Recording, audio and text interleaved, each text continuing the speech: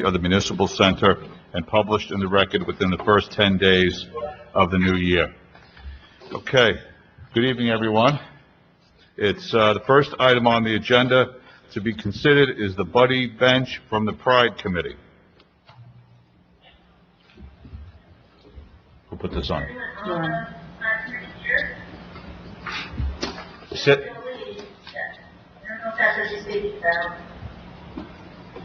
Did you put this on the agenda, or the councilwoman did? I could Oh, so go ahead, Lauren. Speak up, please.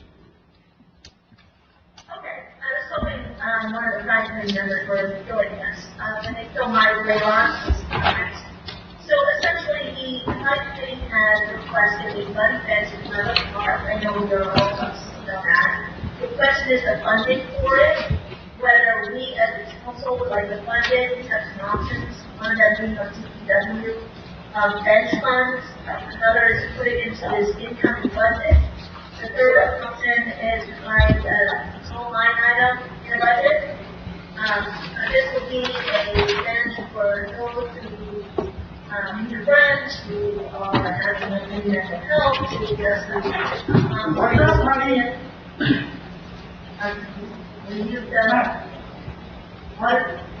What's wrong? We're doing. You got it, Omar? Yes. Okay. Go ahead, Lauren. So, I'm putting it up for discussion because the Pride Committee would, I would really like to get this ordered. I know Tenafly and Disney have been. I thought this was budgeted. And they have the quote from the vendor that made the actual budget. So I'm going to try to see if that's okay. Talk about the cost of the installation. Yeah, so the cost would be just under $2,000, and the installation could be handled by the Department of Public Works. Is it possible to get it ordered now? I mean, depending on the budget of the council in terms of funding, I mean, I think this is something that we could potentially absolve in the budget, and it would be, under the appropriate line. But just wanted to get some guidance from the council if that's the way to do it, that's how they so it's proceed. So I'm sorry, go ahead. So it's a non-budget. Councilman Park. I thought it was in last year's budget. It was not. Okay. It was presented, but, there was no... There was never one on that. So either. I have a operational question about this. So the price of the bench is just under $2,000. I know, we're calling it a buddy bench, but it's a bench for a park and a specific type of bench. So in other words, are there already monies in the budget? If the council wants to move forward with this, we can go ahead and purchase it in the existing budget from 21? Do you know? Not from 21, but in 22, it could be absolved. Okay.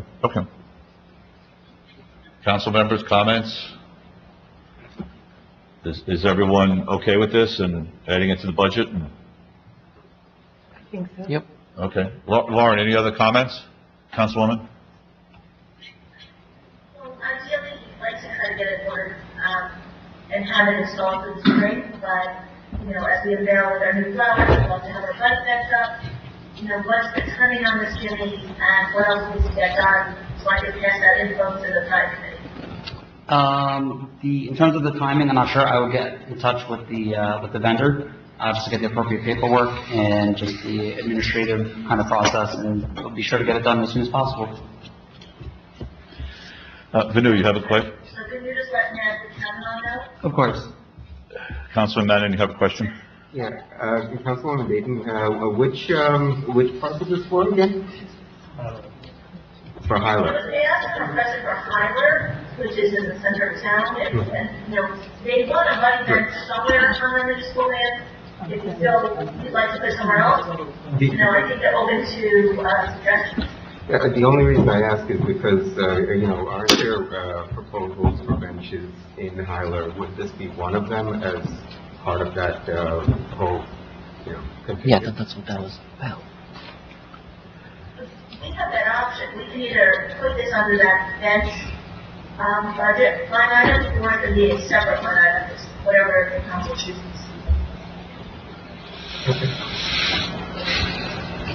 Any other questions about that?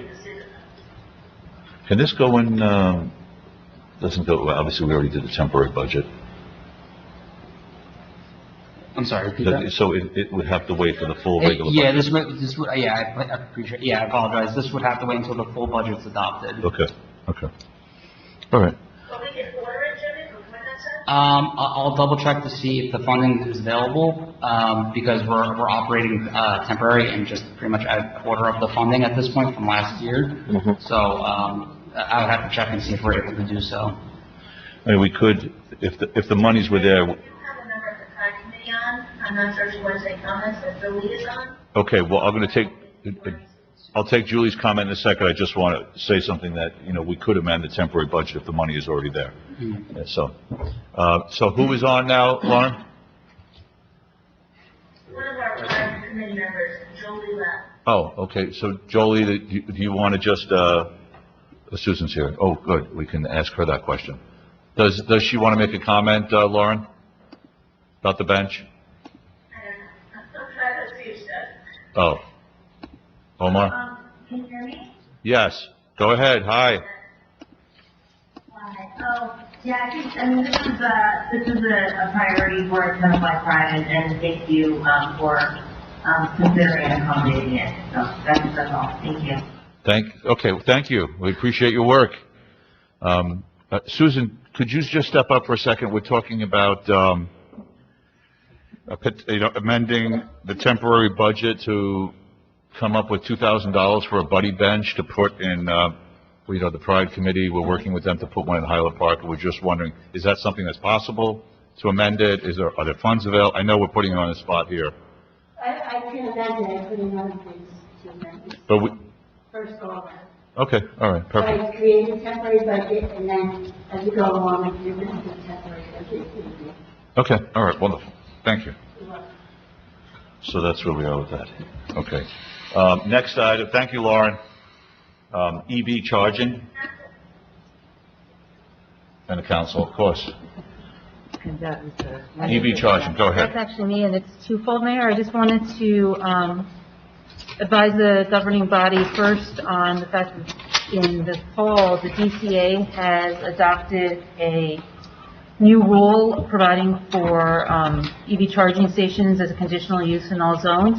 There's a model ordinance that has been proposed with very limited abilities to kind of tweak it for each municipality, but it's more of the visual type of situation as far as timing, whatnot. Those things are sections that can't be changed. I was looking for the council to authorize me to coordinate with the planning board attorneys so that this can be considered by the planning board and any modifications, allowable modifications be made to the council. That way you can adopt it and make it known to the public that this is actually out there and part of your code book, even though it's already part of the state law. Yes, I have no problem with that, but, was that the only No, thing that's you're, not one. sorry. I don't see that anyone would, object to that, right? Changing our code in that way, right? Everyone? Comments, council members? Okay. All right, so I will coordinate with Jeff Zen so that the planning board can then consider whether there's any amendments to the model code that needs to be made before it's adopted by the council, or brought for adoption by the council. But we'll be aware of what the changes are. From the model? Sure. It's very limited sections, and again, it's not related to timing or percentages or anything to that nature, but more to be in line with the appearance and those type of more superficial items of municipalities. The second part is that a while back, the council had tasked me to look into different options and potentials for the borough as far as bringing in the charging stations to the town. So I just wanted to report back that the best way to do so in the locations that have been looked at in the downtown area that are along perhaps sidewalks and street parallel parking areas is to do so through a competitive contract bidding process under the local public contracts law. The maximum term for any contract under that would be 5 years.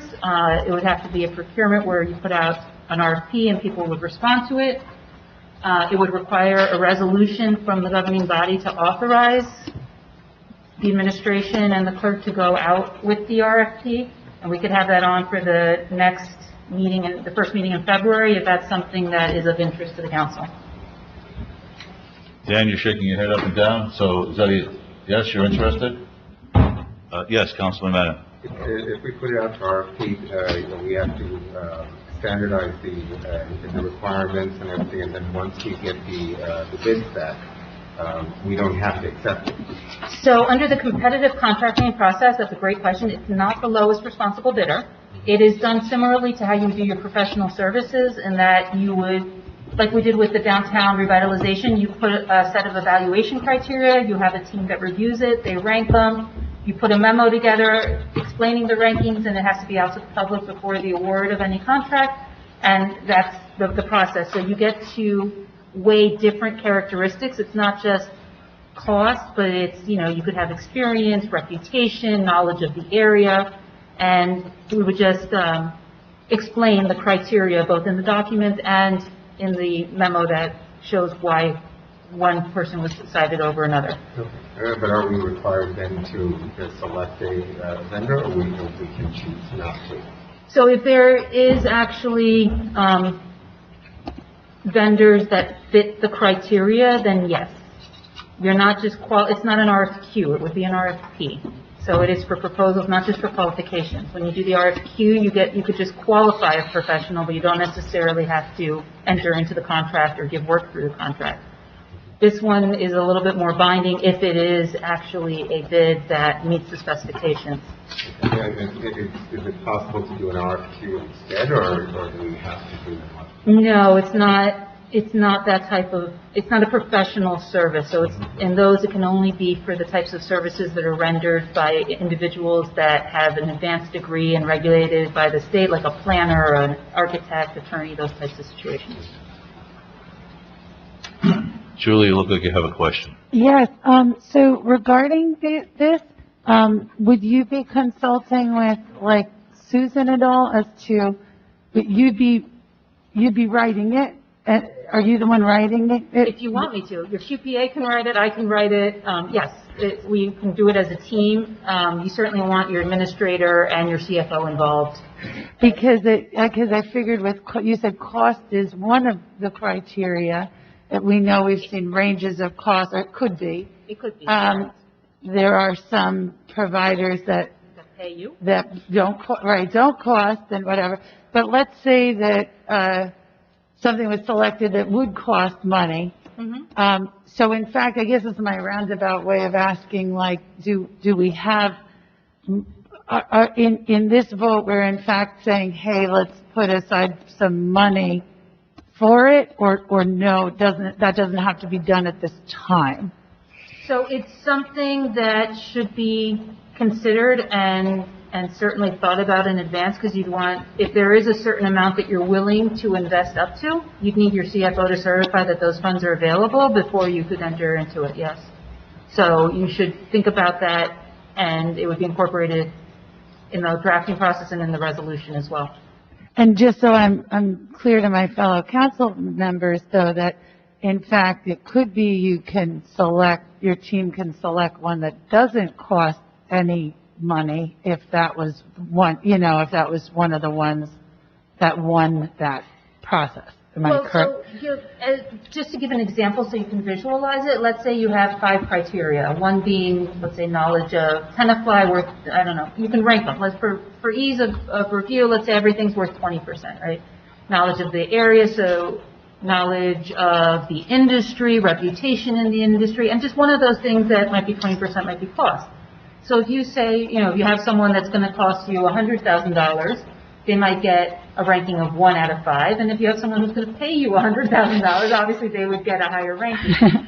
So you could decide how much of a weight you'd want to give. And maybe you want to make the cost as something that's a 50% ranking on the evaluation and figures heavily, because you really want to look for someone who's going to invest in your infrastructure versus you having to invest in the infrastructure. So that's all part of the consideration in the drafting of the documents. Well, I would like Wendy to proceed with making an RFP. That's just my opinion. That's how Dan is shaking. Dan, yeah. Yes. So just for clarification, how do we have, using your ranking example, how do we send out an RFP if someone may come back and say, we want to charge you money if we haven't budgeted anything for that potentiality? Well, no, you need to have a budgeted amount, and to what Councilman Lennon was saying earlier, if all of the things that come in come beyond your budgeted amount, that's a reason to reject all bids. Okay. So the next step here is? Figure out what you're comfortable, well, first, do you want charging stations? Do you want to go out for competitive contracting for a bid for it? What is your comfort level of how much you would want to put in of public dollars into it? And then we'll have a resolution authorizing the competitive contract process, and we'll move forward to draft those bid specs and get them out advertised. Has to be on the street for at least 20 days, and we'll go from there. Jeff? Ready? Go ahead, Lauren. So are we allowed to designate what part of town to go in? If we specify we only want a charging station in like one or two spots, or is it wherever they want? Whatever you want. You can have it where they propose it and you rank their proposals of location as an evaluation criteria, or you can specifically say in these locations.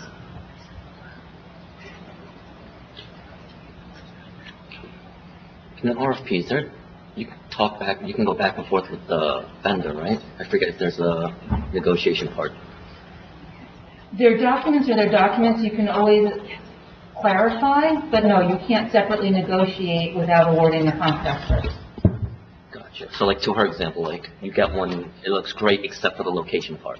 You can't be like, yo, how about you do it here instead? If they have proposed the location, then you can decide to award the contract based on the other evaluation criteria. They obviously wouldn't score as high on the location in question, but if they still were the highest score, then you can go back and modify it. If you determine the locations, you can't go and change it on someone that would have had the opportunity to bid on it. Gotcha. And if I understand the process, then if we vote for you to proceed, then you have a team of people to come up with the RFP. Does that come back to us for review? Well, actually, first, you would still have to pass a resolution at a future meeting authorizing the process to start. And then, yes, you would certainly see the RFP before it would go out. I would suggest even maybe a subcommittee of the council to help develop it, to be able to convey what it is you're looking for. And isn't this consistent with, like, we were trying to steal with pride from, like, Bergen County? Like, they've already done this stuff before, so I feel... Bergen County, when they did theirs, it's a different situation. They did it through their improvement authority as a different contract, and it was more of a lease. They did it within parking lots. The marching orders that I had on some of the locations that we're interested, or that you all were interested in, weren't necessarily within a parking lot.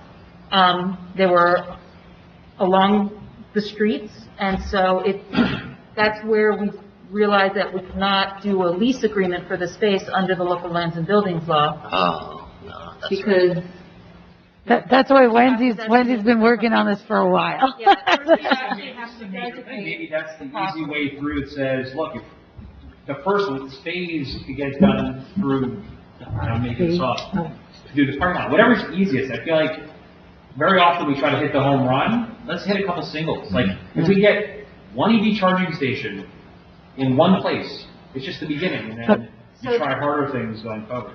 The problem you may encounter in just speaking out with some different entities for feedback is that your parking lots, or at least the parking lot downtown, don't necessarily have foot traffic exposure. So they may not want to invest in that location. They may want more exposure for where they're going to be so that they can advertise it better. But, depending on what you want to budget for, there might be other vendors who will charge you more money to do so because they're not getting any type of exposure out of it. They're just installing, and that's a possibility as well. So you can certainly look at what locations make sense for the municipality and what you would like to see. And I think the other one that we should talk to in partnership with other, like some of our local businesses, like, I'm just going to make it up. The Stop and Shop. So we get tons of foot traffic. We have 8 trillion parking spots there. If that sounds like a win-win. So maybe we speak with some of our do a public partnership of sorts. That might be a win-win for everybody. So if I could just maybe, Wendy, if you don't mind my clarifying for the council, is I know that, and I like all those ideas, I just know that Wendy's been trying to find a way to move forward with getting charging stations. So if we, if she feels that the best way is that we have to kind of, where the rubber meets the road, do a team or allow her to proceed to make an RFP that we'll get to review, then I think that seems like that makes the most sense to me. So it's sounding like the council wants a resolution at the next meeting to move forward with this? So, My question, my question, Pardon me? Wait, one at a time. Hold on. so my question really is just to understand timeline here. If we have a resolution, what would the resolution say? By law, in order to start the process, the resolution has to authorize the administration to start the process and advertise. We don't have to do it tomorrow. We don't have to advertise tomorrow. We can take some time. We can wait till the budget process if you'd like to be able to, put the funds aside. Well, that's what I was wondering, because if we jump too fast, There's no budget. There's no budget. So So we need the budget. That's what I'm trying to understand the And we time. don't So we have need a to- resolution And it to, doesn't have to be at the next meeting. It Okay. just has to happen before you can advertise. we need a resolution to get the process rolling. Correct. At some point before that RFP goes out, we need to have the amount budgeted, Correct. and we have to figure out what the maximum amount would be that would go into that. Correct. Susan, you got your work cut out. But she's got her hand up. Come up, Susan. Because we talk about it so much, We had put 80,000 in last time's budget, but then I gotta tell you, part of me is remembering that it was probably removed. So maybe I should go check. You might want to double check it, but Yeah, it we- wasn't removed. I thought people totally removed it on me. If it stayed in there, then geez, 80 I'm grand. gonna go check right now. Thanks, buddy. I have the understanding. Okay. No, That just makes one sense. last thing for this, and again. Go ahead, Adam.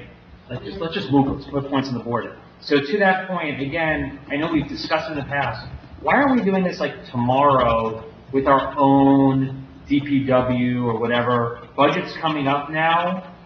Let's get all electric DPW cars, but that one we don't have to talk to anybody. That's just us, like, literally putting in the budget and just going, right? We Right, have and a that's, resolution, right? and those suggestions are gonna be made for this year's budget for our own cars, having not, Yeah. we And- pay X number of thousands of dollars for an outlet, yeah. If you don't mind, Dan, I'm just going to put you on the spot. Do you mind sharing with them what you shared at the environmental meeting?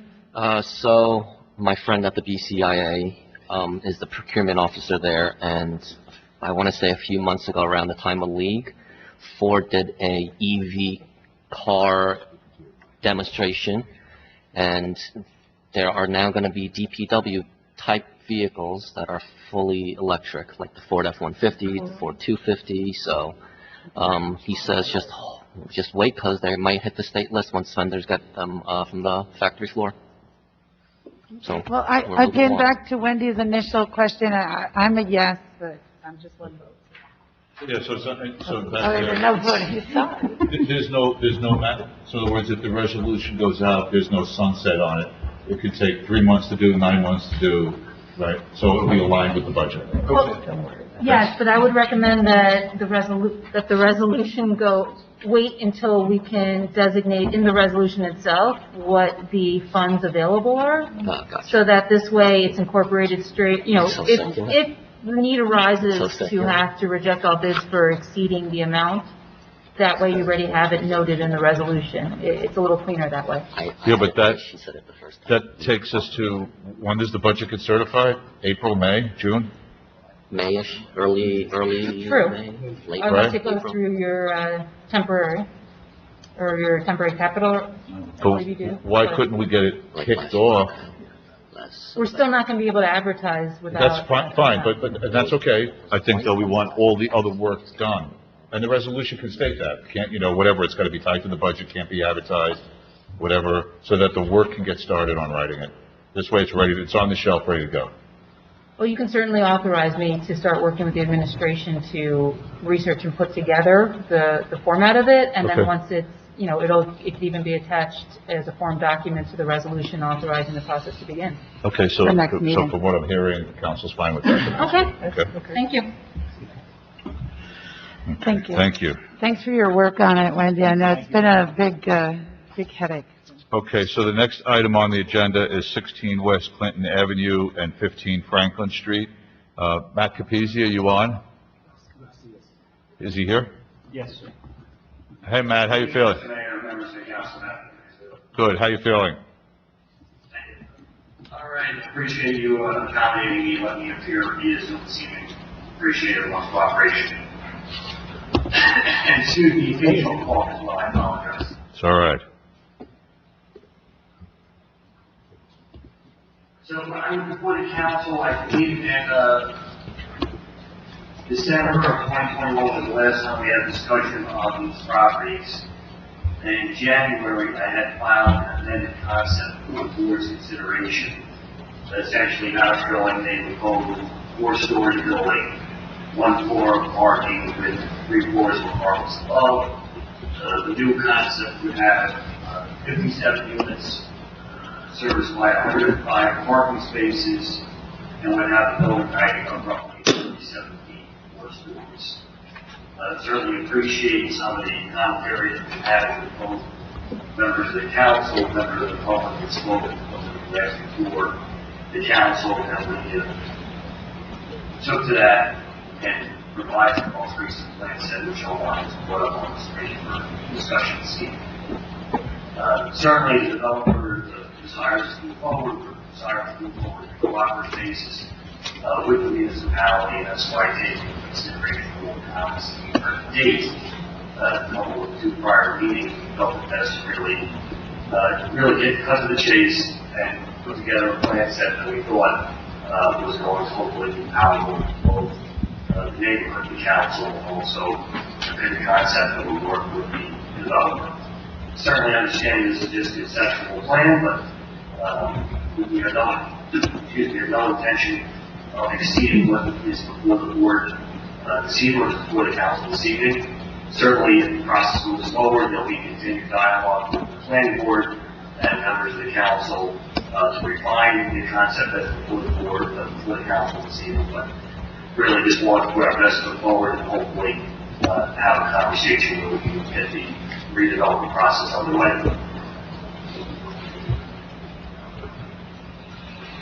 Questions from the council? I don't know if any members of the council have any questions on what I have submitted to date or any other aspects of the developer's request. Questions from anyone? Go ahead, Julie. So, I just have some questions on the process. If we, in a redevelopment zone situation, what happens if we can't agree on a plan? Like, we negotiate in good faith, but we can't assume that we get to an actual agreement. What happens then? So, no, I was right. Sorry. I was right. They pulled that 80,000. That's totally, I'm sorry. I was right. Okay. Okay. That was not for you, Mr. Capizzi. All right, hold on. Wendy's going to answer your question, Julie.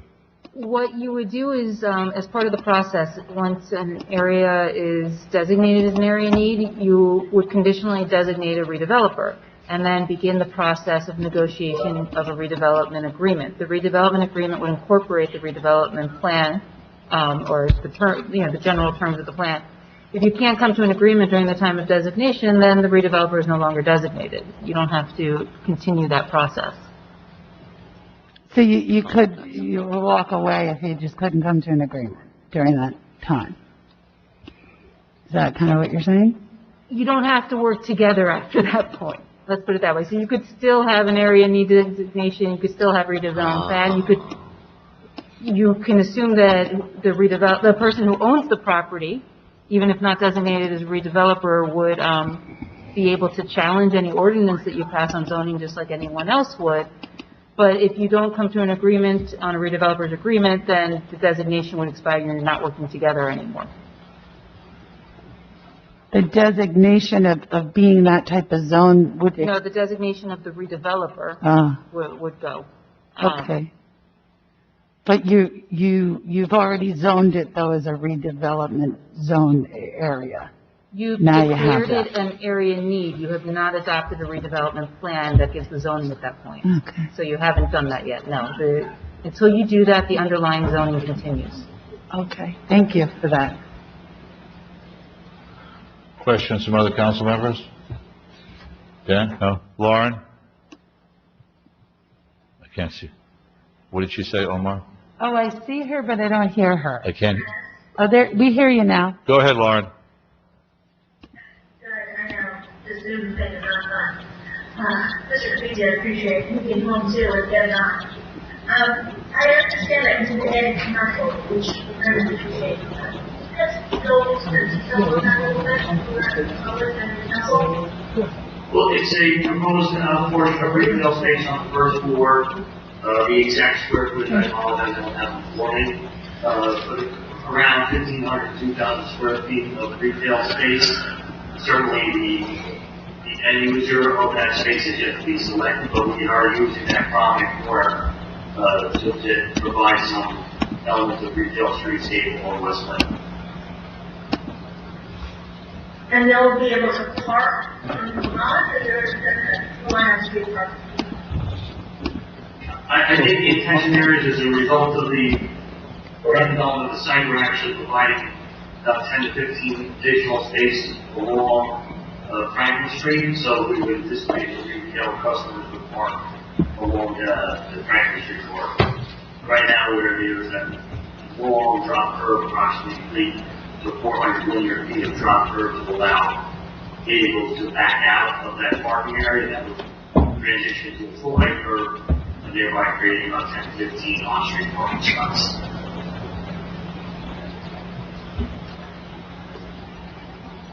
Any other questions, Lauren? Okay. Matt, go ahead, Julie. Sorry, just one more question. So Matt, it's currently zoned as a business 2 zone. So in that zone, that would not allow you to do that concept? Is that one of the people you represent, their reasoning for going in this direction? Or asking for this? This concept actually is quite in line with the underlying zoning. This is a mixed-use zone where you're allowed retail or general office on the first floor with apartments above at a height of 3 stories and 40 feet. So this project seeks to certainly deviate from those underlying standards by an additional story, going from 3 stories to 4 stories, an additional 8 feet of height from 40 feet to 48 feet. And there are some requests for diminished setbacks along the West Franklin Road, Polson Park, and Polson. And again, the design of the site is driven by the fact that we have environmental constraints with the fact that we have the culvert and the 10-foot brook to the rear of the property, which essentially causes a portion of the property to be regulated under NJDEP, and we're not allowed to build there, so we have to push the project further towards West Clinton and Franklin Street. Right. Stay out of those regulated areas. Coupled with the floodway that we're in, we have to raise the building 2 feet, which is why we're asking for the height variance, as well as the municipal engineer's request that we provide a continual access way to the culvert that runs under a portion of our property. So we're providing for a increased ceiling at the first floor level, approximately 15 feet clear, so that in the future, if the culvert needs to be repaired or replaced, a machine could enter into the parking level and could circulate around with the crane, do its work, and then be able to leave the property after the repair was completed. So there really are a lot of environmental factors in play here that are triggering the design layout of the building. Okay, thank you. Go ahead, Lauren. You know, we talked about the zoning, we asked about, business two zones. Could this be something to apply to the Board of Adjustments a little bit? That certainly is never always available to a developer, that it would require certain variance relief, enhanced variance relief, and that's why we thought it was best to come before the council and seek to have a redevelopment designation. But plus, there is the benefits, you know, I got to explain some of the prior proceedings. With a variance application, the developer essentially prepares the plan set, files it, and then asks the board to take up or down vote on that application. In the redevelopment concept, it's much more of a collaborative process, as is evident from our very own experiences. We started out with plan set version A, and here we are in version C. And the evolution of the process will continue back and forth with the planning board and the council, where we continue to collect input and modify the plan accordingly. So it's much more of a collaborative process in the redevelopment sector is.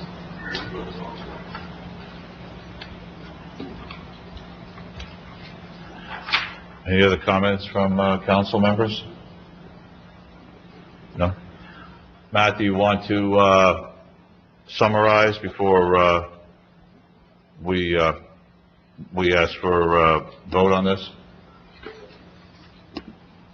Thank you, Mr. Mayor. I appreciate the opportunity. Certainly, this is what we hope to be day one of the process. This is a reminder here for the council, asking the council to authorize the planning board to begin the study of this property to see if it qualifies as an area that needs redevelopment. And should the planning board make that recommendation to the council, then perhaps at some point in our conversation we would begin our preparation of a redevelopment plan. And again, still, we would certainly hope to reach an agreement with the planning board and the council as to the redevelopment plan. But those issues remain to be seen if we're just not at that point in the process yet. Certainly, I hope that the council appreciates Mr. Cohen's candor with the council and his desire to certainly redevelop this property. This is the third time he's come before you. Certainly, we appreciate the council's collaboration on the process to date, and we look forward to continuing that process in the future. Certainly, we're looking at this as a companion project for the borough of the downtown. We're excited about doing the project. We think it will be really a nice catalyst in development, encouraging other properties along the area to invest in their properties, improve the streetscape, housing, increase the tax revenue, etc. And more importantly, bringing traffic to the downtown, where that traffic increase the vitality of the downtown and help us bring shops and other services to downtown that I know residents have been looking for. I appreciate your time. Thank you, Mr. Capizzi. Appreciate it. So I'll just make my final comments on this topic. As you know, this is an opportunity for the council to be intimately involved with any potential development on this site. And at this stage, it's really all about, does it, let's do a study to see if it qualifies to be an area in redevelopment. It's not committing anyone to anything at this stage. And again, I think it's important for the council to be in control of a project like this. So with that said, does anyone like to make a motion to move this forward to the planning board? I'm sorry.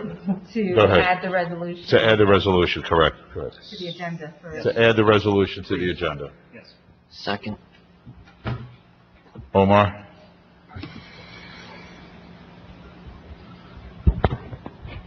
Councilmember Dayton? There's no, I thought this was, there's no. No, We don't. this is just to amend the agenda in the regular meetings to follow to include this resolution for consideration. So you're not actually voting yes or no to the resolution content, just whether or not to consider the resolution at the regular meeting that follows. Thank you. Councilmember Dayton? Councilmember Grossman? No. Councilmember Menon? No. Councilmember Michaels? Yes. Councilmember Dr. O'Connor? No. Okay. Councilmember Clark? Yes. Okay. Check out. Thank you for your time. Thank you. Okay, let's move. Pardon me? Sure, go ahead. You know, this vote was not a statement on the project, I just want to make that clear for the public. This vote is understanding the land and whether we feel that this part of downtown satisfies the statute. I was very excited about the project. I think that this is already used to go before our planning and zoning boards build it. But again, this was about whether the statute, we want to study the statute in this area. So I'll clarify that. Mayor, if I Go may? ahead, please. So I just want to clarify Councilwoman's statement. This was not a vote on whether or not to have an area need designation. This was merely a vote to find a consensus as to whether to add, I'm sorry, Lauren, hold on, whether or not to add a resolution to the regular meeting. Just to be clear, this is a work session, so you're not voting on anything that is actually legislative, just whether or not to add it to your agenda. Okay, so let's move on to the parking ordinance changes. So I added this to the agenda. I know we touched on it a little bit previously. And what I'm recommending is, and this is the backdrop for this is on Railroad Avenue and Washington Street. We have zoning there that allows for it's mixed use for stores, and the second floor and the third floor to put up living spaces, apartments, if you will. And the conundrum we have is, while it's zoned to do that, in most of the buildings, they don't have any place to park cars, so it becomes extremely difficult for a landlord to upgrade their building, staying within the current zoning, because that's what we're talking about here. And so several members of the planning board had conversations and came up with some ideas. The planning board engineer put together some math about how this could potentially work, with the suggestion that we would start in small steps, looking at perhaps maybe one of our lots. Oh, are we still live, or where are we, Omar? We're still live. We're still live? Okay. Lauren, can you hear me? Well, you're muted, Lauren. That's Lauren. The whole town is calling, Mark. Can you hear me? Lauren, you're on speakerphone. Okay, yep, we saw that. Okay, I will do that. Wait, now I have to remember in what order I said things, and can I say the same thing twice? Railroad. Okay, all right. So, item number D, parking ordinance changes. I put this on the agenda to follow up from a previous discussion, a very light discussion that we had. And the backdrop for this is on Washington Street and Railroad Avenue, we have mixed-use zoning that allows for first floor of retail stores and floors 2 and 3 of, residential apartments to be there. And so while we're zoned for that, there's the catch-22 that in most of those stores, there's actually no place for people who potentially could live there to park, because there's just no room on the lots. And so we're looking to come up with a solution that in some modest way, we can add some parking for these overnight tenants in areas that are underutilized. And so the discussion at the planning board and with the planning board engineer was talking about one of the lots, potentially Lot O. There's no magic about that, but we talked about that one as a spot to kind of take baby steps and develop a plan to make some edits to our current overnight parking on lots to see if we can get something going here with this. This would be very helpful to the downtown. Go ahead, Julie, do you want to look like you want to interject something? So in your thinking of it, or what the planning board's already discussed, have you talked about, like, would it be a charging situation? Would the borough make some money off of, or is that not? The people, the residents who use the monthly spot would have to pay a monthly parking fee. Oh, absolutely. Yeah, this is Just want not, to make sure that was. right, and it would be, the residents who live there would be paying the fee. The borough would be in control of of our parking lots. And so while we had this preliminary discussion, I wanted to come back to the council to say, is everyone good? We'll come back at the next meeting, still to be considered, draft ordinance, draft ideas about how we think it might work. And then we can have a robust discussion of everyone's thoughts. Just Yes. something to consider, Mr. Mayor, is I do believe it's important that we're practical, that the person living there, chances are, we can't ensure or even assume they'd be out of the spot at a certain time. It would have to kind of be their spot 24 hours a day, just a. That's part of the work that has to go into it, right. The devil's in the details. Yes, Vanilla, Councilman I Madden. was just going to ask about hours and, Right. how that would work. Right. Yeah, so I wanted to present it to everyone before we actually start doing the work. Yes, Jeff?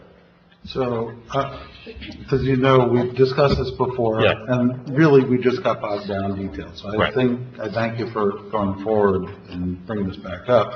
I would really think that the next thing would also be to include the chief to see. Oh, absolutely. In terms of enforcement. Yeah. Because one of the things that we always have a problem with is passing tons of ordinances which are either unenforceable or aren't enforced, and I don't think we should keep doing that. No, I agree with that completely. Another thing is also we're going to loop the professionals in at BFJ to get them to weigh in, to give their opinion on this so that it's consistent with everything else we're doing downtown. And then we'll come back to the council with suggested ordinances, and then we can talk it through. Okay? Anybody have any questions about, Lauren, go ahead, please. I know, I don't mean to interrupt, it's hard to. It's okay. It's all right. So, a couple things, I'm glad you just brought up the FJ, we have this wonderful planner. I would very much like to see whatever the planning board is working on, and whatever the FJ is working on, I'd like to see, and task them specifically, with solutions from these professionals. I think that we need to find some options for leasing for these buildings, and I think there's a couple of different buildings that have asked us for parking options here. I think that the businesses should be in touch with our planner and explain the needs. I'd like to task them for the next meeting to give us something in writing to tell us what would make sense to lease out, to possibly sell, if we're not selling. Options here that give these mixed-use properties real options so that they can start building and know that they can have parking. The other thing I was going to say to the full council, and I do this every year, but I still would like to try to advance renovation of parking lot O and cleanliness and consolidation of the garbage back there. So I caution us against please take garbage or a parking lot that we made to construction. So, there's really nice parking, maybe, down Franklin, where the Boy Scout, Christmas tree display goes, or maybe at some unused spots that are happening in the week. That would be very close to downtown and accessible to some of these buildings. So I really like to ask the professionals from the planning board to make some recommendations and take back. At least. Ordinance without curing the no effect. Okay. No, that's part of the program. I mean, you're right on the money there. Any other? I just want to add too, I'm sorry, Mayor. We do have people who are investing in our community. We want to make sure that they are taken care of. Whether we agree to sell or lease or find a solution for them, I think it's vital for us to continue to figure out what our downtown is going to look like in 10 years. So please, I don't know where DFJ is on this process, but we want to be in touch with them because let's move this faster. So I spoke to Noah today about this. I got the heads up. George, their transportation guy, supposedly is the expert in this area, so they most certainly can do it. I don't know, I don't know if that was part of the project cost. I don't know if they need a little. We'll have to have that conversation, right? But most certainly, George is their expert and can do it. I gave him the briefing. He said yes. Okay, great. Okay. I have a question about that. Did we not hire a separate planner because we thought PFJ was gonna do the parking study? So there was someone who did a parking study and paid for it privately, and they gave it to the planning board with some of the metrics in terms of usage of the parking lots. In other words, how many hours a day? Someone paid. Go ahead. No, I thought we actually tasked, my point is I thought we tasked PFJ with No, identifying the parking. we knew it wouldn't have been done in time. They wanted to get it done faster, so that's why Right. It was done separately. What you may remember is BFJ did do the hardcore, the top level analysis that says there are, I'm totally making this number up, 3.7825 spots per person, which is 37.2% above what is. So they definitely came back and told us that we're overparked, or we have over parking spots, but they didn't do the work around what's the best place to put it, what is the right monthly charge we should do, et cetera, and the process to get there. Yeah, the planning board engineer has developed those metrics. Okay, all right. Thank you, everyone, for that. Administrator's report. So Mark, can you put it on the next meeting then? Yeah, we're going to try and get it on the next meeting. I mean, there's a fair amount of wood to chop there, but that's the goal. Go ahead.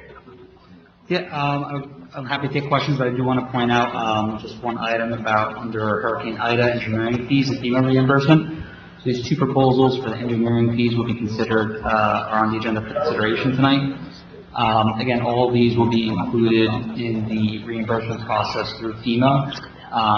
Unfortunately, that process takes a while, but we have begun that process, and we have a call with them this Friday to begin continuing the process of document gathering and with their guidance. So I just want to point that one item out. I'm happy to take any other questions. So Jimmy, you didn't include on this report that I believe you have some of the repairs proceeding with the library. Is that true? I apologize. I verbalized it at the last meeting.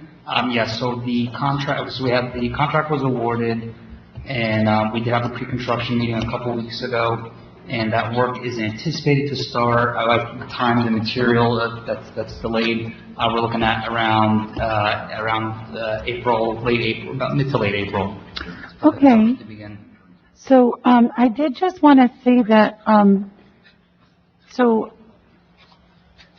Bob Colvert, who used to be the head of our DPW before you came on board, so I understand he is like maybe going to be overseeing the library project, and I just wanted to say maybe because he had worked with us, maybe it might be cleaner if we talk to the engineer about maybe having another person do that? That's something, it was, similar concern was related, and I spoke with our engineer, and I'll be assured to, that the library staff is comfortable with, the engineering staff. Thank you. Mhm. I want to pass that along. Any other questions for anyone? Okay. Thank you. Well, thank you. All right, we're going to move into the public comment section. Audience members wishing to speak will have a 3-minute time limit to address the governing body. The governing body items on the committee of the whole agenda. Large groups are asked to have a spokesperson represent them. Is there anyone out there who would like to make public comment somewhere that you see? Christine Everett, I think she would like to speak. Okay, Christine. Christine Everett, 39 Leavenworth Street, Tenafly, New Jersey, also president of the Chamber of Commerce. We keep discussing the charging stations, and I'd like to continue to point out that we've had 2 charging stations downtown already publicly available. Not well advertised, but they're both publicly available. And we're asking the planning to look at our parking spaces. With charging stations, your real needs are where the employees are parking, where you have consolidated residents like the Browning House, downtown. Perhaps these new buildings will be needing municipal parking stations. We're racing out to buy these charging stations that are nothing more than putting to get billboards in a place where we don't allow it by ordinance. Can we just back up and do a study of where we really need charging stations? Because we will need them. And to go and throw them into our downtown to put billboards there just strikes me as incredibly inappropriate. And there was one other comment on the parking. I just would like to remind everybody if we're having resident parking downtown, as we get out of COVID, I expect we will have even more restaurants. That is a nighttime use of our parking. And any studies of usage going on for the last 2 years are obviously underutilization for the time before that. Thank you. Thank you, Christine. Any other members of the community out there looking like they want to speak? Yes, Jolie Lau has her hand raised. Go ahead, please. Jolie? Yes. Jolie? Hi, can you hear me? Yes. Can you hear me? Yes. Yes. This is Joe Lau, 65 Southwest Avenue. I am a mom parent, and I am calling in to ask if there's any update on the gun store. That's all. Thanks.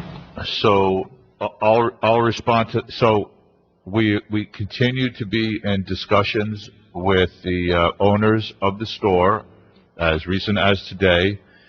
We are also in discussions concurrently with the council and some residents regarding the economics of the situation. So there's no update beyond that. It's still a work in progress.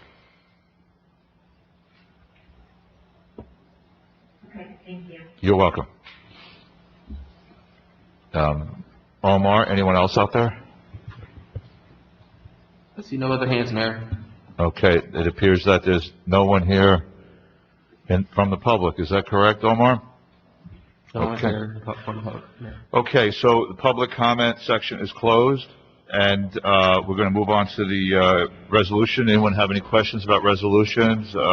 Councilwoman Dr. O'Connor? Yes, Mr. Mayor, I just wanted to alert everyone on the council to Resolution D.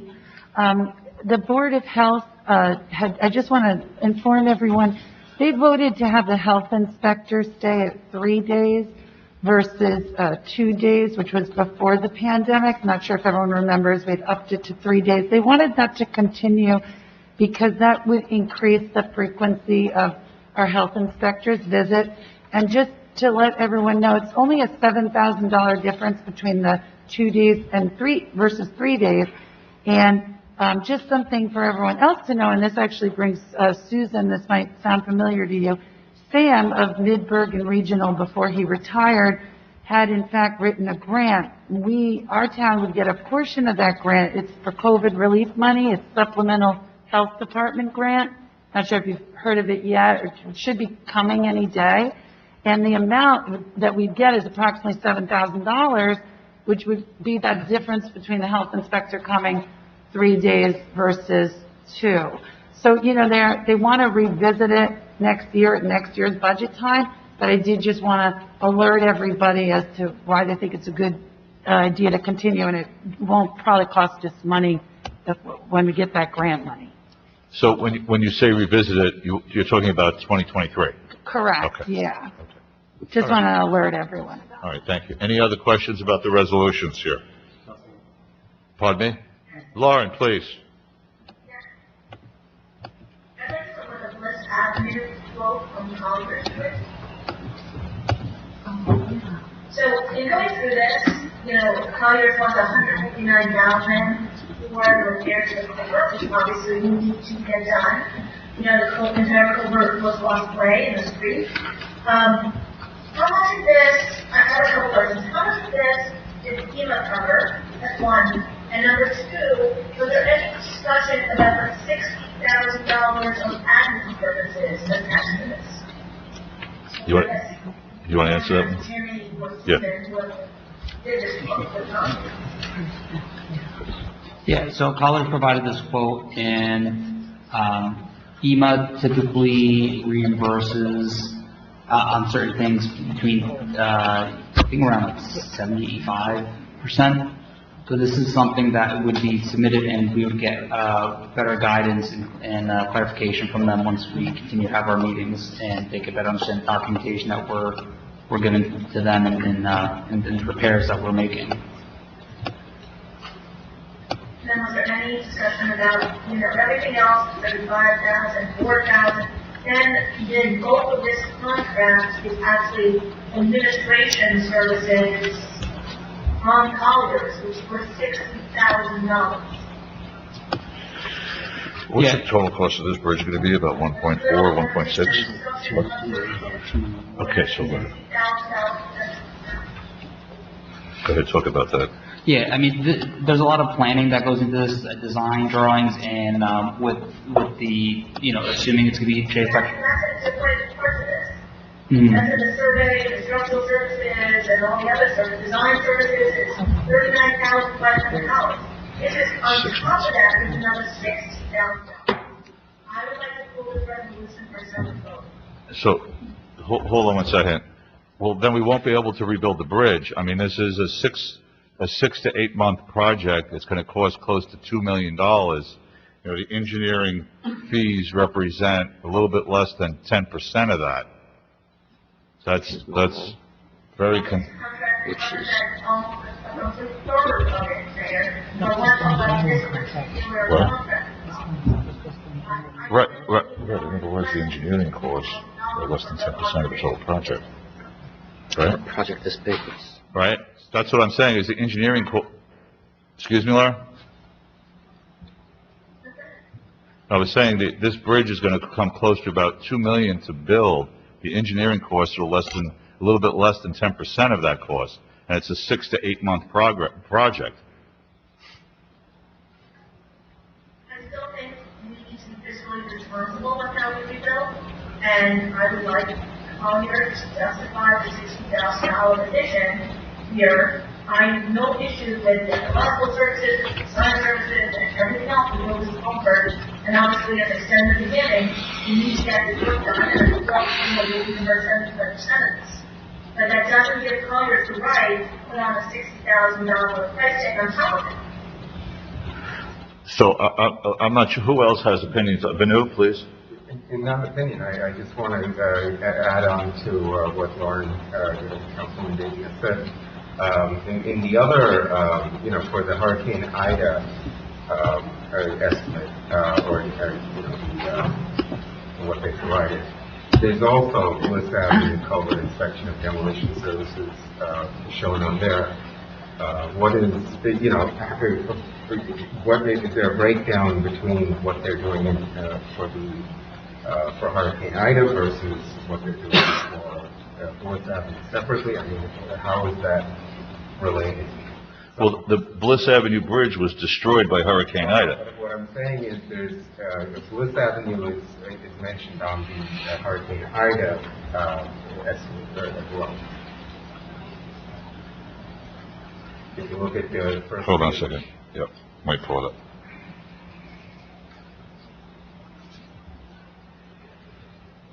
So how much of the 76,000 is Susan is raising her hand. Well, just to right. Susan. This is the work that was done, and this is for the rebuild. Right. One is for So- the work done, one's for the This is rebuild. engineering fees for the repair of the four roads. Correct. Susan, come on up. Right. Can I assume that one bill is for the work done, and the next one is for the So- future rebuild, correct? So, go ahead, I Susan. think when we originally talked about capital items, the original estimate, and if I recall correctly, was $225 for engineering costs. But I think that if you add this, with that, and What? the other drainage, if I'm correct, a little higher than them. So, I mean, originally it was an estimate, we did 775. 3.5 million. So if you put that with like 265, these two does 2.7 something. What I'm seeing here.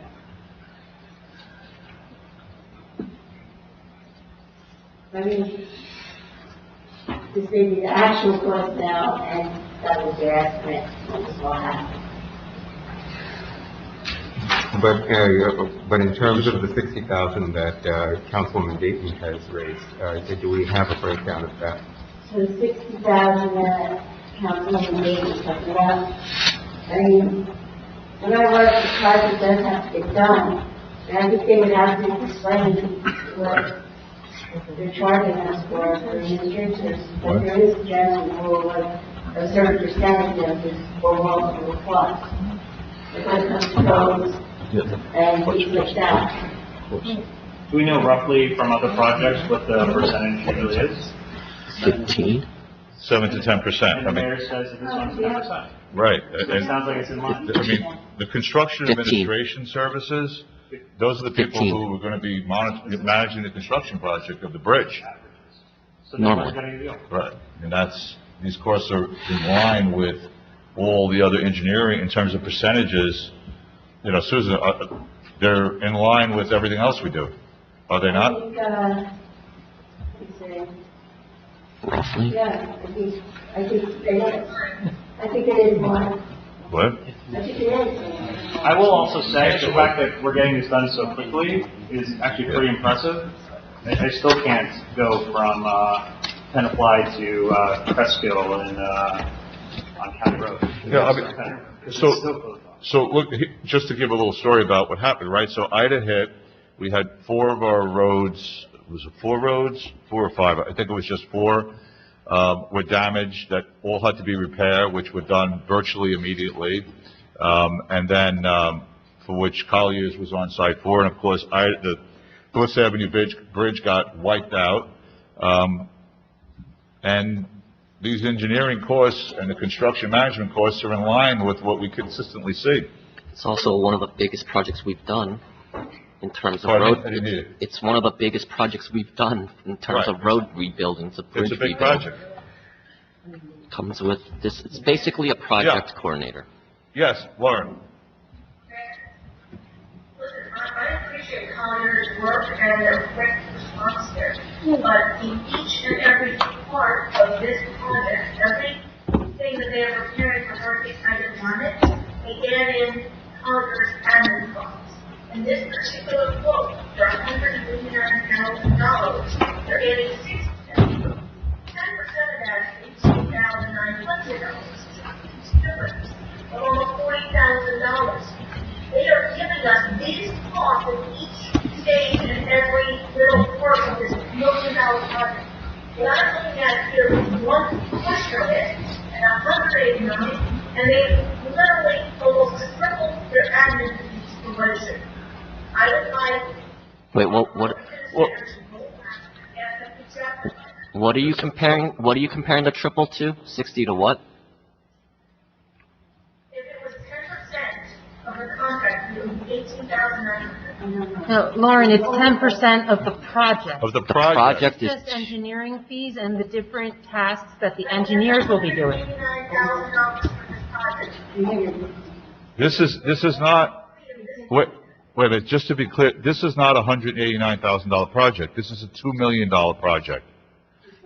And it's going to take about, We're only getting this bill for this 109. Then they're going to give us another state with another $110,000. And another, just like we already had a finish under the access done, there was a college added to that one. so. well, Hold on. I got that. So that the thing that Vinu brought up was for the work done at the time of the storm. So everything's looked at and the work was done. This 189 is to rebuild the bridge. That's why it's 2 separate rezos.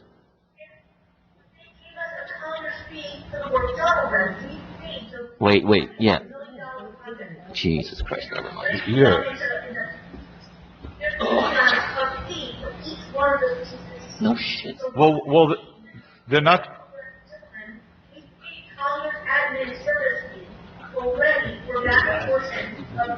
So hold on now a they're second, going to hold on a rebuild second, for Dan. free? they're not going to work for free, and construction administration is about the project management of the bridge. And frankly, if it takes 6 months to build and it's $60,000, that's only $10,000 a month. It's basically a project coordinator. Yeah, it's like, it's a project manager Oversight, basically. to make sure the bridge gets built properly. It's not office administrative fees. Actually, yeah. Wait. Oh, no, it's reimbursement, never mind. That's when they will have somebody physically present at the site for oversight. And this is construction administration services for construction of the on-site construction observation. Well, I guess we'll just have a vote at the resolution. What? We'll just pull it. We'll just, okay, but I think what we're gonna do is we'll, How much we will already pay and what administrative services we pay for that. okay, so we'll pull this for a separate vote on the, when we do the resolutions, Omar. Okay?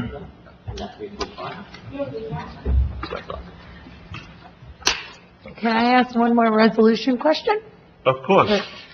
It has to do with the food truck one. I was wondering if that was Wendy, if you might mind explaining, because I know that like many moons ago, we talked food truck, and if you don't mind just informing us. So approximately just over a year ago, the council adopted the ordinance to regulate and impose the annual licensing for the food trucks, which set the amount at $100, and also set forth the application content, but also indicated that the council would approve the actual application, form of application document. So this resolution is bringing you the form of application to implement that, so that you can approve the form, and also extending any 21 licenses for an additional 30 days, so that people can then, once you approve the form, have time to apply to renew their licenses. So that's what the resolution is. It's not changing any of the terms of the actual ordinance. It's not amending the ordinance. It's just implementing the application. And just for clarification, just to remind us what we voted on, it was only for special events, and it has to come to the council. No, so food trucks can operate on private property, and this has the licensing provisions, so they get the health inspection, all of those things. It also allows them to come for special events. The council can exempt themselves from the process, so you can bring your own people in. But it does not allow just random driving around on the street. Right, I just want to make sure that someone on January 1st doesn't pay $100 and then for 365 days they're hanging around town for, Right, and actually the form of application has them sign off that they understand what the rules are as well. So it should be, they can't claim to not know that they're not allowed to just drive around and park wherever they want. They have to be permitted at a location or invited to the location by a property owner. Thank you. Any other questions about the resolutions? Lauren, any other questions? No? Okay. And I just want to just highlight to the public, one of our resolutions is Impact Park District Service. This is an excellent resource, especially for our in-house seniors, that they can contact Park or contact the borough, and they can get new states as conceptual. Because it's a wonderful resource, and I'm glad to see what happens. Okay, thank you. Okay, any questions about the minutes to be approved? None? Any questions about the public hearing? You gonna say something? No. No, okay. All right, so we're gonna move on to, for the good of the order, and we're going to talk a little bit about the downtown redevelopment update, which we talked about the last meeting. Everyone has that in front of us. And one of the things we talked about the last meeting was on page 2, to come to the council with request to use American Rescue Fund dollars, which we have in our possession. And on this page, you'll see on the right side, there's 3 columns, phase 1, 2, and 3. And it's like consistent with, other things we try to do. Everything is one step at a time. And what the interest is right now is Phase 1. Originally, we talked about the issue of $250,000. The ask went up to $290 in intervening time, just considering the things that should be interlocked together. And so essentially, it's does anyone have questions? Because the goal here is to get the council's kind of okay to move forward with this first phase. Councilman Menon, please. Yeah, from my recollection, the 250 was supposed to be the total amount out of the 1.5 million. That's what I believe Councilman Grossman had requested or suggested. Right, 250 out of the 1.5. Right. So then, what is the 995 represent? The 990. So if we're happy with Phase 1 and we decide to go to Phase 2 and 3 of this project, which we don't know if it's going to be in a year, 6 years, we don't know that, right? So the suggestion is Phase 1, and that money comes out of the American Rescue Funds. But the American Rescue Funds are being used for other things as well, right? So 250,000 out of the 1.5. Correct. The 290, just to be correct, right? Yeah, right. So 290, but I think we said 250. And we did, agreed. I don't know why it's changing now to the 290. I mean, we should just cut something from the 290 to make it 250. But regardless, the question is, with the remainder, that's being spent, so 6 years from now, that money won't be available to us. Right, we're not in any way suggesting it is. That's a question for the future, if this council or a future council decides to continue with the phases. Right, but you're saying the 3 phases are coming out of the American Rescue. No. That's how it's written. That's how it looks. Okay. Yeah, Okay. Yeah. So, good point. That's not the goal here, right? Okay. The goal is to kickstart with Phase 1. Now I understand why the confusion. Thank you for that. This is about what's going on in Phase 1, went from 250 to 290. Your comments noted about the amount of the dollars, and get started. What the council, this is not a commitment for the rest of the money out of the Recovery Act funds by any shape of the imagination. Yeah. Hey, can I just ask a question? I guess this would be Adam. Wait, Julie first, then Lauren. Go ahead, please. Oh, yeah. So I know we have the people who developed the plan, but I noticed in the number 4 on the thing, which was the Phase 1 was to solicit an engineer for cost estimates and plans. I was wondering if we had anyone on that initial team that was able to do that. Because I'm going to talk to you. It's like, we don't want to do a plan, then to hire another person to do a plan. That was the only one that jumped out.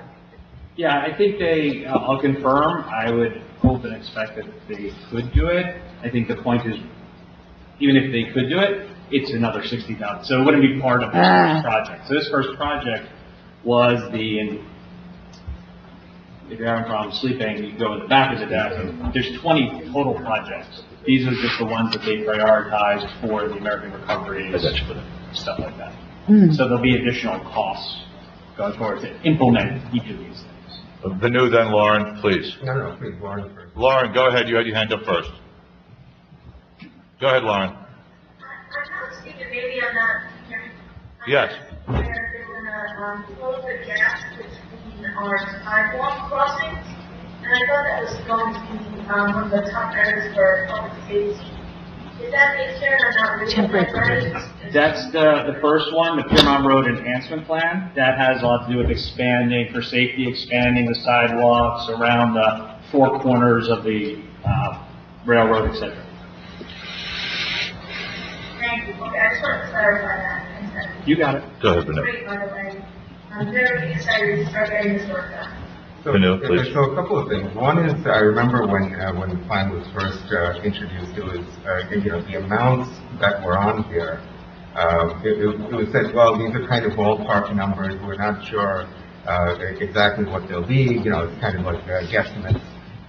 Are these guesstimates or are these actual numbers? I'm going to answer that. I mean, these are definitely refined numbers. If you went back, the numbers did change a little bit, not massively, but it did change. So they did the next level of that. again, these are budgets, just like everything we do, we budget $100 and it comes in at 80 or the like. So this is their best estimate right now. There'll be another meeting closer to budget time for all 20 of the projects because, and they'll have refined numbers. But yes, the numbers have been refined as best as they can for now. So, all the more reason why we're talking about 290, and it never goes from 100 to 80. It usually goes from 80 to 200. And that's the usual pattern. The numbers actually all did go down. In terms of cost overruns, we have generally an automatic 20% that everybody tacks on for some reason. But aside from that, if we're looking at already we've done the 250 to 290, which I think is hard to accept. But I think, substantively, one of the items on here for phase one is making the Piermont two-way. I think part of that is also the railroad, making it one-way. Is that part of it, or where it's number 8? No. Okay, so is that on there, making railroad one-way? No. Okay, so that's been taken out. Okay, so that would have been my comment. Okay, thank you. Dan and then Jeff? So this is just, We got you, Lauren. Dan, Jeff, then you. this is just something personal. I don't know if it actually affects downtown and how effective uniform signage is. I actually personally like the way the downtown has multiple colors and different types of awnings. So if that were to maybe be delayed to phase 3 if possible, or not even considered, I mean, that would just be my preference. Yeah, so the first part, and we spoke about that. First part is it's not in the first phase, so it's actually in the second phase, if anything. The second thing is we do have to figure out what that is. So I don't know if the recommendation is uniform, the recommendation is opposite, the recommendation is historic, the recommendation is modern. So that the first step, which again would be phase 2, so it's not part of this, would get there, and that's one of those things that would definitely come to the council, of course, in addition to public session, to figure out what that answer is. So it's absolutely not just a foregone conclusion, yes or no, that it's uniform. It's a good point. Jeff? Dan, did that answer your question? Yes. So, I really like a lot of these suggestions. My only concern looking at some of them, and I think, I don't even know how we vet this out, but I think some of these costs are way low, actually, below what they're going to be, and we're not going to get satisfaction here. Because, just as an example, closing Piermont Road at Hyler Park and making that a parking area. I seem to recall we had suggested that, and the chief came back and said that the traffic light at that intersection has to be facing towards the train station in Highland Park properly in order for that to work, and that would add a huge cost to it, for example. That light would not pass muster because it's not facing that group. And so I think 25,000, something we want to run by the chief, because I remember he said something specifically about that when we were talking about the issue.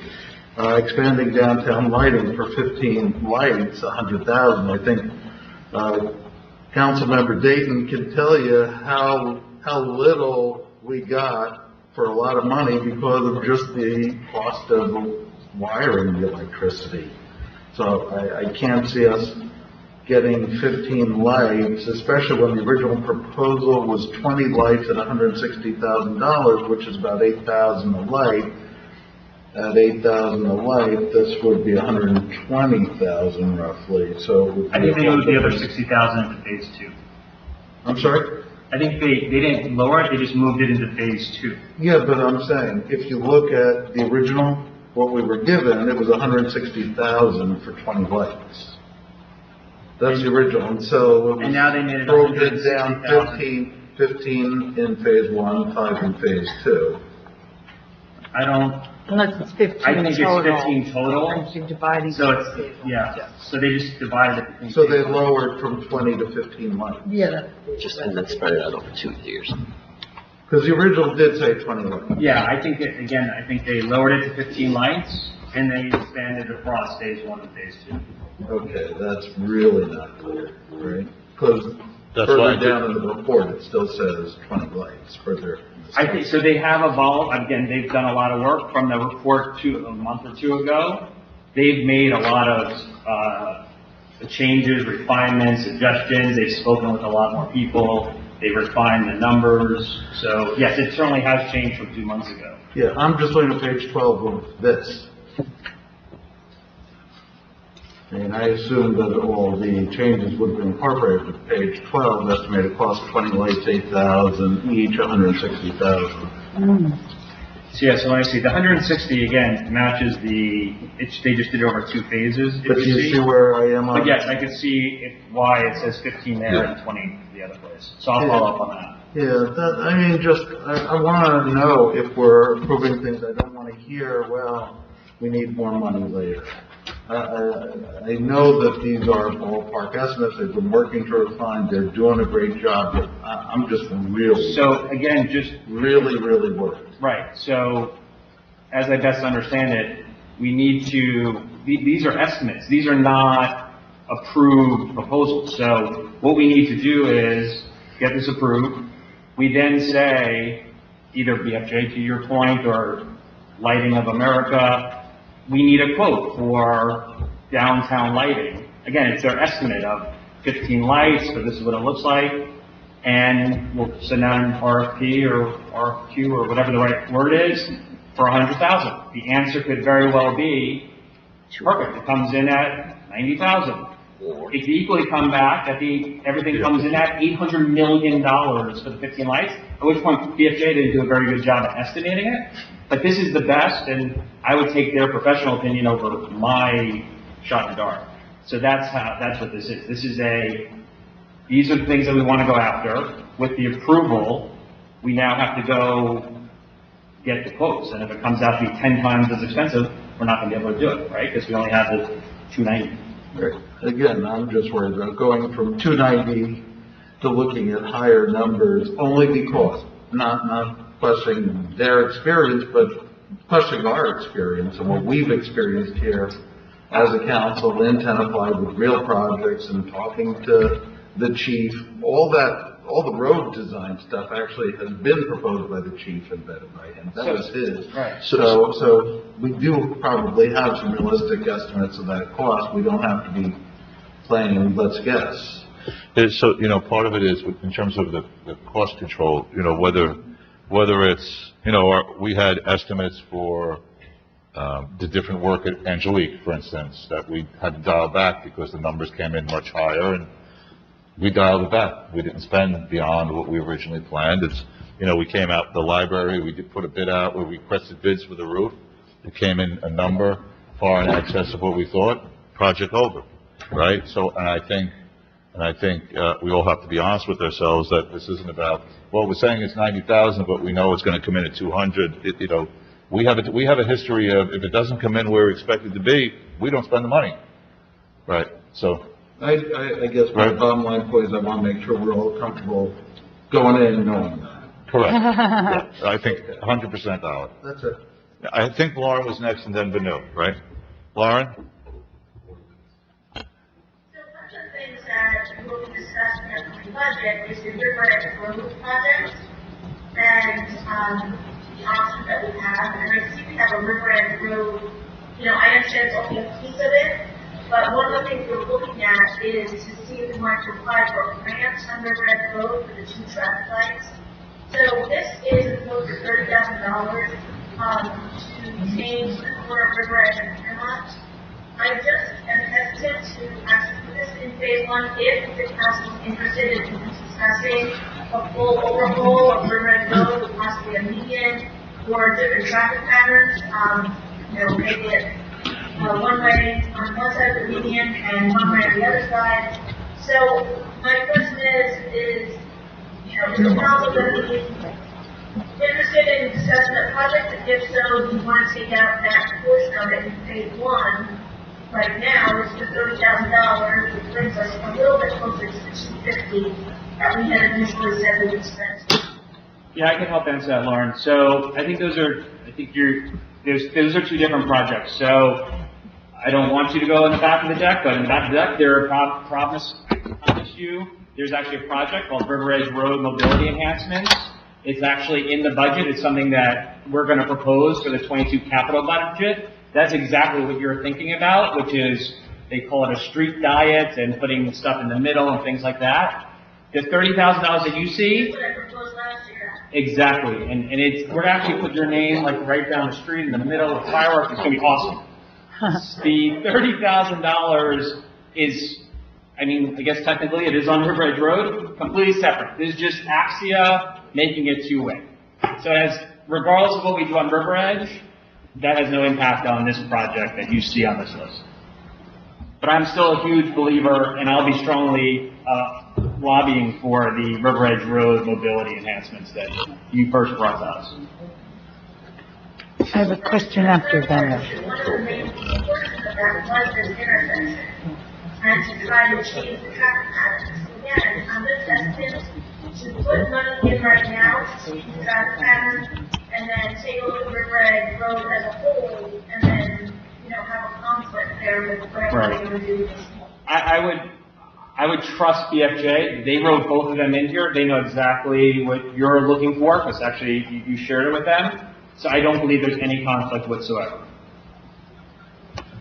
I mean, these guys are like legit experts. Yeah. Okay, Vanu, please. Okay. So with regard to Piermont, the two-way, to my understanding, the back of Bottle King, which I think we can prove that there's stuff going on with them, it leads out to Piermont. And I think one of the provisions that, or one of the things that they were interested in was it would be one way because it was a wide enough road to be able to bring their trucks in from the back. Is that, am I right in that? So Piermont is an exceedingly large road, okay? And if you recall, I had to recuse myself from those hearings, so I only know those details after. I didn't. Oh, right. Go ahead. Yeah. So really, it wasn't just that Piermont was one way and wide. It was more just ease of access to the rear of the building for delivery trucks.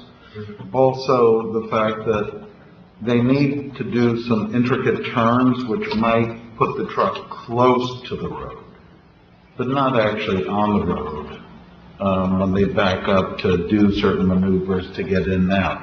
We had just envisioned that would be easier as a planning board. We envisioned that's easier in and out on a one-way road because they don't have to go across traffic the way they would on county road. Where if they're making a left turn going north on county, they'd be blocking southbound traffic. But now you're doing the same. Now, with this proposal. Well, actually, this might make it easier for them to end up going northbound and southbound, both without any real issues. It actually, I think, has little impact based on what I recall from the application and all the discussions with the traffic engineer. Clarification question. Piermont, I'm trying to picture it right now. Piermont in front of where the Bottle King is proposed. Isn't that two-way at that point? No, that's a one-way. It's south of, We're looking at our Google map now. It's south of where Just to it be goes sure. two-way. Okay. It's definitely one way there. Yeah. Okay. Can I ask you, are you done? I'm sorry. But to Councilman Grossman and Mayor Zinna's point, I think also Councilman Menon brought this up. So let's say that we've got this budget amount, but you're all talking about cost overruns or this being underestimated possibly in certain areas. So then what happens next? I see there's 6 things. Does that mean like you'd pick 3 out of those 6? If these things get really expensive, how does that work? Well, the money's in the, the money is the money, so, obviously, we're not gonna do things if there's future cost overruns on particular projects, right? We budget things, we decide to spend, the bids come in, they come in, we're at budget, we do it. If they come in over budget, we don't do it. We're not locked in to spending more money simply because someone has bid more than we budgeted. So Right. in theory, you could have even 4 of these 6 things that they all came in over budget. That means you only could do 2 of the things. Then we have a whole, then that, we're in a different scenario then, Okay. right? I'm just saying if they really underestimated stuff. Right, maybe right, you could- correct, right. We're not, Okay. why don't you speak to that issue? If we've budgeted X amount of dollars and someone comes in significantly more than that, are we obligated to go into that deal? No. So if it substantially exceeds what your proposed amounts are, or what was estimated to be, then you could reject all bids. I imagine, and Susan can speak to this more, because to be honest, I haven't followed how to allocate from the American Rescue Plan, but you can certainly either do a not-to-exceed amount for each individual project, or an appropriation from those funds into this project and a not-to-exceed $290,000. And then it would become, okay, Right, what do I do with the right, technology? how do you split the pie? I got that. Well, that might be a way to allay people's fears, then. That's- If you have what was that called again? Not to exceed? A not-to-exceed amount. Any other questions from anyone on this? So, no, you're not getting off. American Rescue Plan looks like they broadened the scope of the projects that we could do, and they came out with the final rule this month. So, and previously we sent to the DCA, Division of Community Affairs, the preliminary plan that was put together in December. They said that most of the items on there should be covered under the American Rescue Plan. Some of these could be in operating, some of them could be in capital. And if something goes over, Wendy said if you go out to bid, after 2 times you could renegotiate, and ask our vendors to come down in price. You could, if the government body decides that they really want the project done, they could do a supplemental bond ordinance, but that would have to be, decided on yet.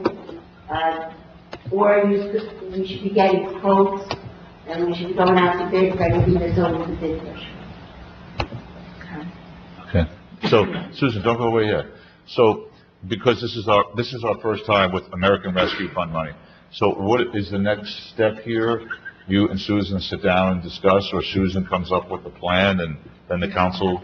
So I guess my question would be, Susan, at this point, if they wanted to allocate money from the American Rescue Plan, do you know how the process is going? Is it just Ordinance or is resolution? it an ordinance of reappropriation?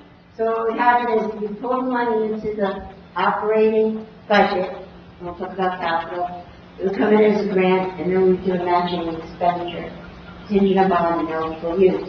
If we put it in the capital, the money's already there, this contingent upon what we're putting in operating, what we're gonna say we want to use this funding for, we could take the $290,000, come up with our plan, put it into the capital plan, and then we do a bond ordinance, and we do the 2 readings, and then we really stop the period, the funding is there.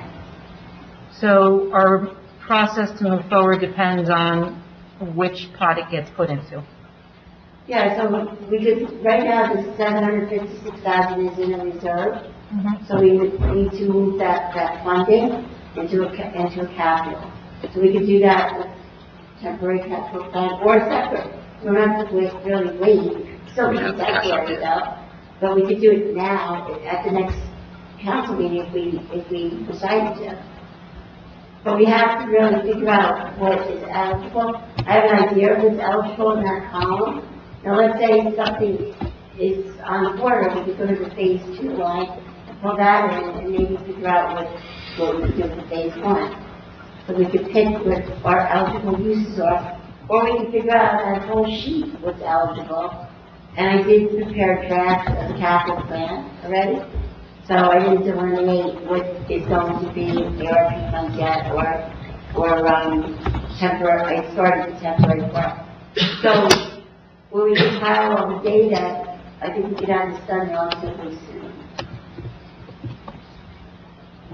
Is everyone good with that as a plan? Okay. All right. Thank you, everyone. All right. Youth Center dedication, Councilman Park? Yes.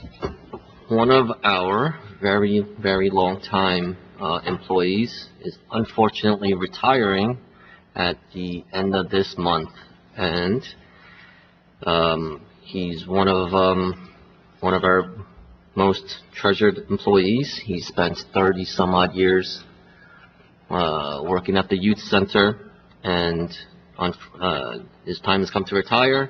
We wish him the best of luck. I was hoping that the council would like to honor his work here by dedicating the youth center building to him. Comments? Julie? I don't know the process for dedicating like a building and, in someone's name. I know that's always like fraught sometimes, where, there's always been like stuff about what do we name things after. But I will tell you that, my own children and my nieces, like, we're all huge fans of the man you're talking about. So I forget what we say his name.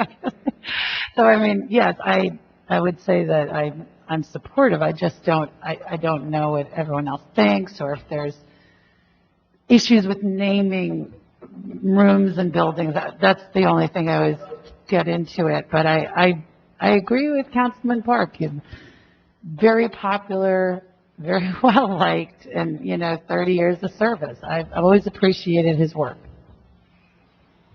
Other comments from council members?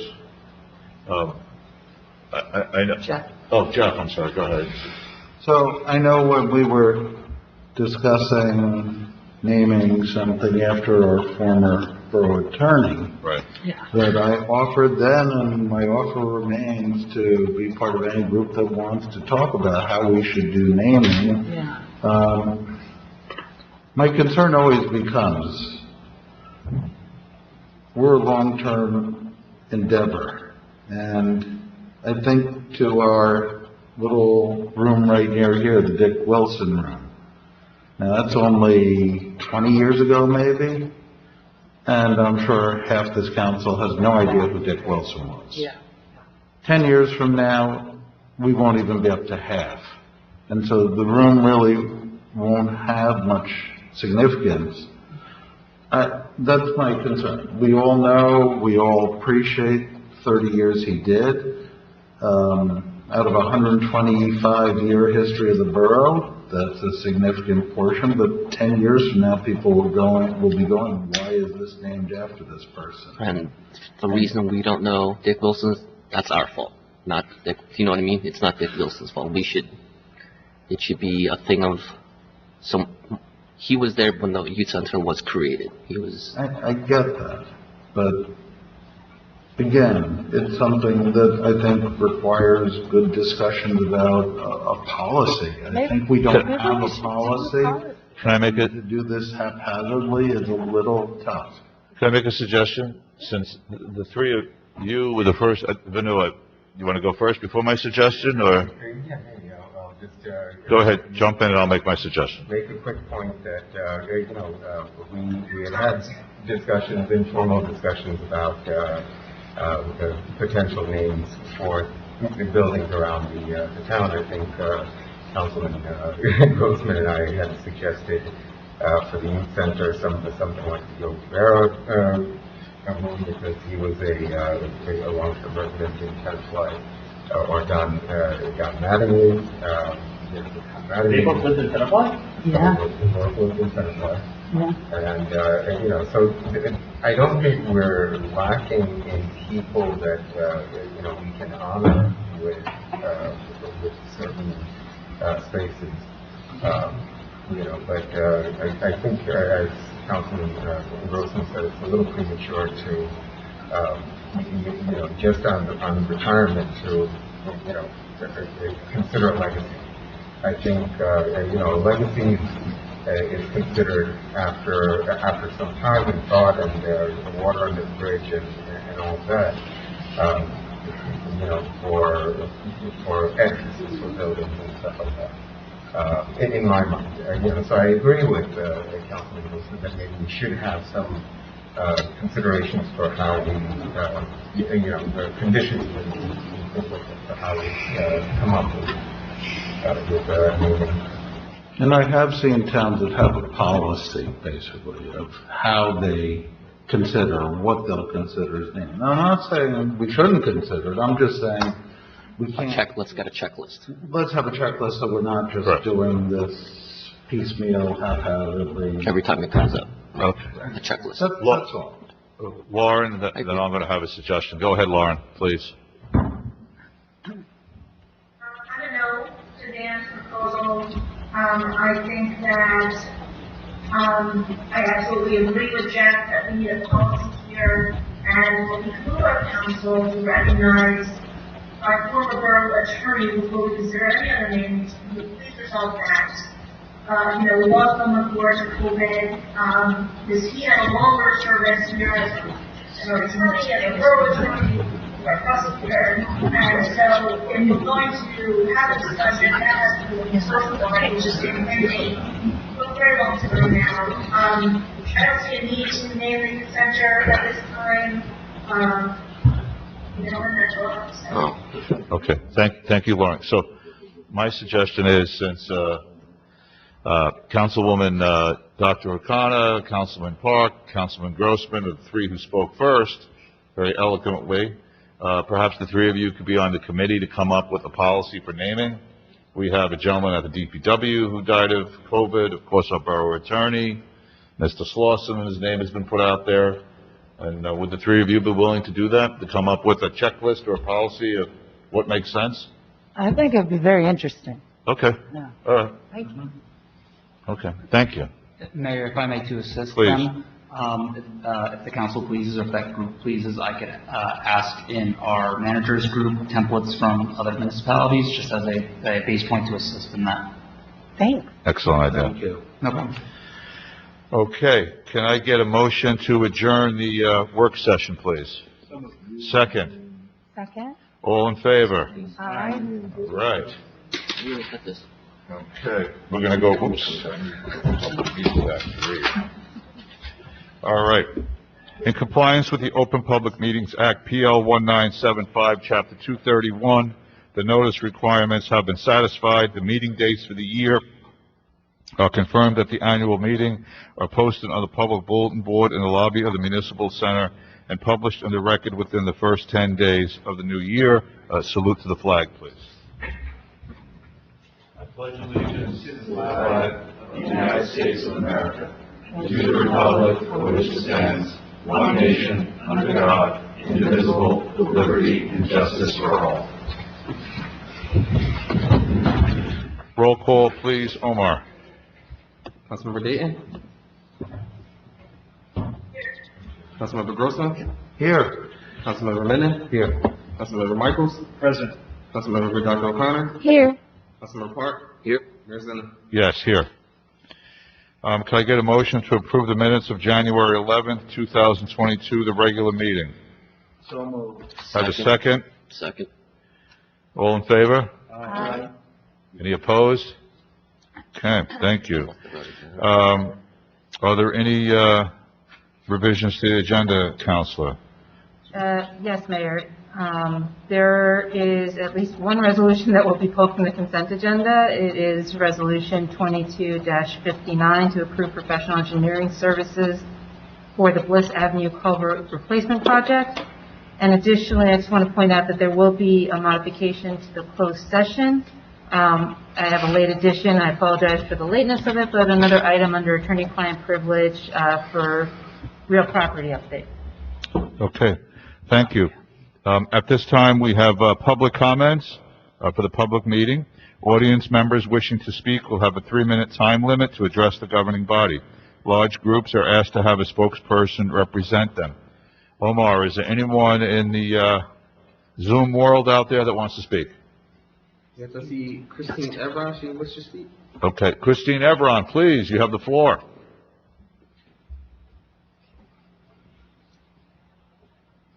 You're on mute. Christine, can you hear me? Is she on mute? She's on mute.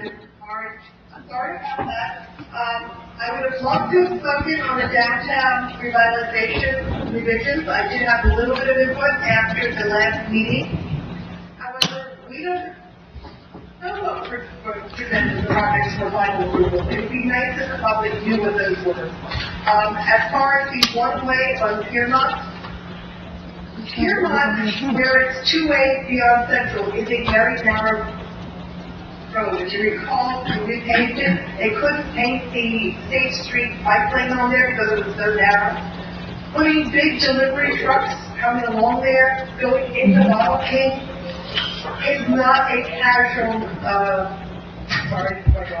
is not a casual change. And I don't know that that's your most important thing that has to be with the infrastructure money. It just seems that we have so many other projects that absolutely need to be done. Having them spend money early on that seems a little bit strange. I'd love to comment on the other 19 that, if I get John wrong. Making the parking lot by Angelique, it was never our suggestion even 5 years ago when we first brought it up to just have Angelique turn into a parking lot. It always needed the other side of either Jay or Washington or whatever it is there, to also be a parking lot. Otherwise, you definitely have problems with lights. We're trying to minimize the number of lights in the downtown. So creating 2 parking lots was a very necessary part of the proposal. Did that make that into their idea? I don't know. I didn't see the final list. The other question that's been raised by some of the businesses is there is a food truck running around town that is stopping and selling baked goods. It is not probably my understanding of a truck permanently on one business's property. And I just wanted to have it clarified if that was a legal use. Thank you. So just to answer that final question, I mean, I don't know the details of what truck that is, so unless someone here does, I mean, that's a code enforcement issue, so, and then you could We talked weeks ago to Jimmy about inquiring whether this was legal, and I never heard an answer back. Okay, so, He may have resolved it. I never heard an answer back. all right, so, Do you want me to weigh in? yeah, well, Banu wanted, I just had a quick question for Christine. Go ahead. It's the orange truck that's going around. okay, when, I don't have any idea of what truck it is. I don't know the business owner, I don't know what truck it is, but I do know that code enforcement has contacted a truck in town about compliance with the rules. I don't know who it was, or if it's the same, but their code enforcement would be on top of it, and code enforcement is on top of it as far as at least one vendor. I saw it this morning. Repeat all about why haven't I done anything about it? okay, so we don't, Find it. right, so, we don't know if code enforcement was addressing the truck you're talking about or a different truck, so, the administrator will figure out if we're both talking about the same thing or not, offline. Okay? Yeah, that's fine. There's Okay. no public chain, Right. Okay, thank you, Christine. Any other members of the public out there, Omar? I see no other hands, Mayor. Okay, thank you. And there are no members of the public here in Borough Hall, so we're going to close public comment and move on to the consent agenda. I'm going to ask for a motion for resolutions 22-55 through 22-58 and R22-60 through R22-62. So moved. Have a second? Second. Reading the roll, Omar? Councilmember Day? Councilmember Grossman? Yes. Councilmember Lennon? Yes. Councilmember Michaels? Yes. Councilmember Dr. O'Connor? Yes. Councilmember Park? Yes. Thank you. Okay, I'm going to ask for a motion, please, for Resolution R22-59. So moved. Have a second? Second. Please call the roll, Omar. Councilmember Dayton? Hold on a second there, I need more information on that. Okay, so, I told it, I was hear that from the engineering firm. right, so we're voting right, so we're voting separately, and so based on how we'll certainly have the engineer here at the next meeting, regardless of how the vote goes. That's easy enough. He's happy to attend. But the resolution's on the agenda, so we'll just have a yes. So it's about so that's why. Actually, tell us why it's $6,000 there. Yeah, so we have a motion and a second, so it's either yes or no.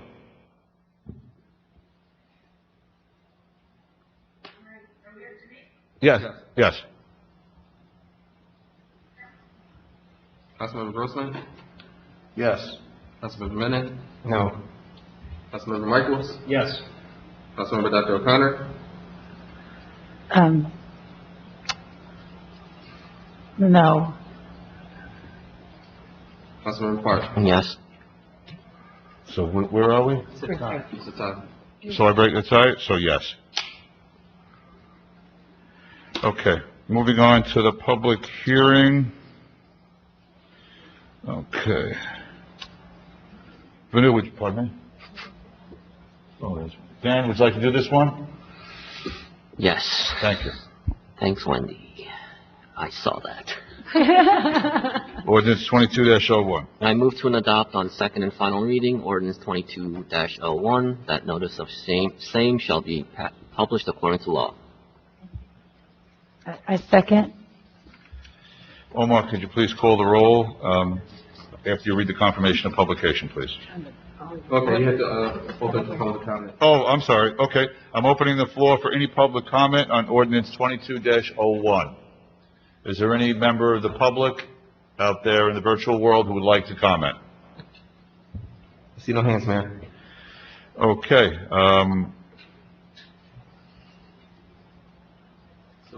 go ahead, because we went out of order, so I'm just doing it the right way. Okay, so Right. I'll confirm the publication and I'll read the ordinance into the record. Okay, so this is ordinance number 22-01, which was published in the Friday, January 14th edition of the record. It is an ordinance of the Borough of Tenafly, County of Bergen, State of New Jersey, creating a registration certificate requirement to operate a crane within the Borough of Tenafly. I'd like to do it again. Councilmember Dayton. Yes. Councilmember Grossman. Yes. Councilmember Menon. Yes. Councilmember Michaels. Yes. Councilmember Dr. O'Connor. Yes. Councilmember Park. Yes. Okay, thank you. So are we pulling this? This is not. What? Okay, we're going to move right into committee reports. We'll go around the table. Councilwoman Dr. O'Connor, you can go first. Sure, thank you. So first for the Board of Health, Jim Fedorko was reporting to us, he's from Mid-Bergen Regional Health, in case you don't know, whoever's listening. We still have one of the highest vaccine rates, Tenafly does, and 45% of those eligible have received their booster. Vaccines, of course, as everyone knows, decreases the severity of the disease, and people who passed, he was saying, have, died of other medical issues more recently. The fatality rate was higher in 2020 than it was in 2021. So that's, treatments are also getting better. We have our high school representative. She's been working to improve the mental health response. She did some exciting work. She analyzed student data to create change for the students in the high school. She's been working with the school administration, so that's a very positive development. So she's analyzing what the students actually need, and that's exciting work. And if anyone's interested, I could share her findings with them. For the Environmental Commission, we're going to be pursuing, again, a little bit of, possibly in the next town newsletter, the education as to leaf blowers, and, they are quite noisy, so there's alternative type of leaf blowers that are less noisy, as well as obviously not using leaf blowers. So we, expect upcoming future newsletters about that. There's also, we did discuss how there are communities in New Jersey that have banned them, but, there actually is some action that was discussed on the state level that might phase them out throughout the state, at least these gas-powered ones. So it's something to watch, because if you remember, we had done like a plastic bag. It had taken us a while to do a plastic bag ban, but by the time we did it, the entire state was doing it. So it might be the case with leaf blowers. Just, by the time our community does something, it might be the state beats us to it. Just something to think about. Can I ask you a question about that? So has the Environmental Commission had any conversations with any of the landscaping companies directly about alternatives that might work for our local industry here, number one? And number two, is there anything about, any conversations about actually shredding leaves at homes and mulching them into the ground? And I don't pretend to be a landscaper. I don't know the right terms at all.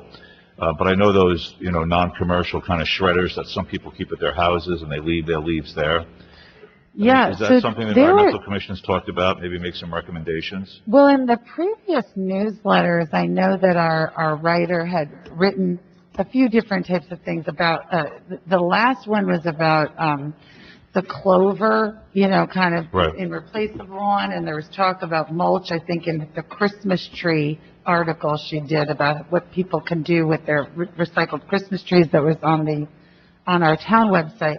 But I do know that that's a very good suggestion about maybe talking with landscapers. I know that there wasn't an appetite to necessarily ban, but more to start with education. And one of the things that was discussed was you want to be able to give people alternatives, right? So, not just we're going to take away the gas-powered leaf blower, but you want to see what's out there as the alternatives. So I'll say that that's something that you suggest, and you said about these things that turn leaves into mulch.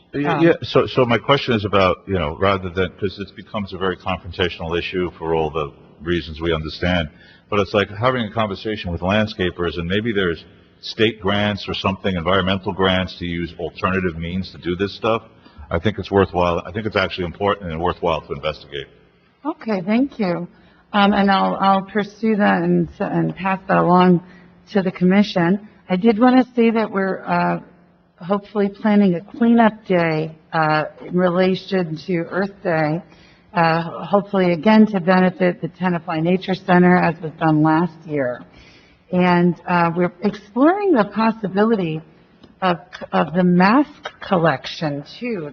We found a company, and it makes sense to maybe do it all in that one day, so you could bring your old masks. There's a cost to it, but they give you a box. You fill the box, they'll take the box away, and then they make those masks into other items, like nets or different things. It's actually a really neat little program. So that's something that we're looking into, and I might come back with a figure that perhaps we can find some money for to get some of those boxes and tie it to that day. I do just want to take this opportunity to just remind everybody, when you walk around, you see so many masks on the ground, and, everyone should be careful to throw them out, but most especially cutting the strings. So I know that we walk around with the small scissors, and we cut the strings for the ones we find on the ground, because they're really very bad for local wildlife. So another thing on cleanup, so everyone knows, between the high school and the high school and the middle school, there's that little walkway there. Of course. Well, one of the residents and her daughter had contacted me because after Ida, like a tree fell down across the brook and like just high enough and just low enough that it started collecting all the garbage that was flowing north, and it was like completely disgusting.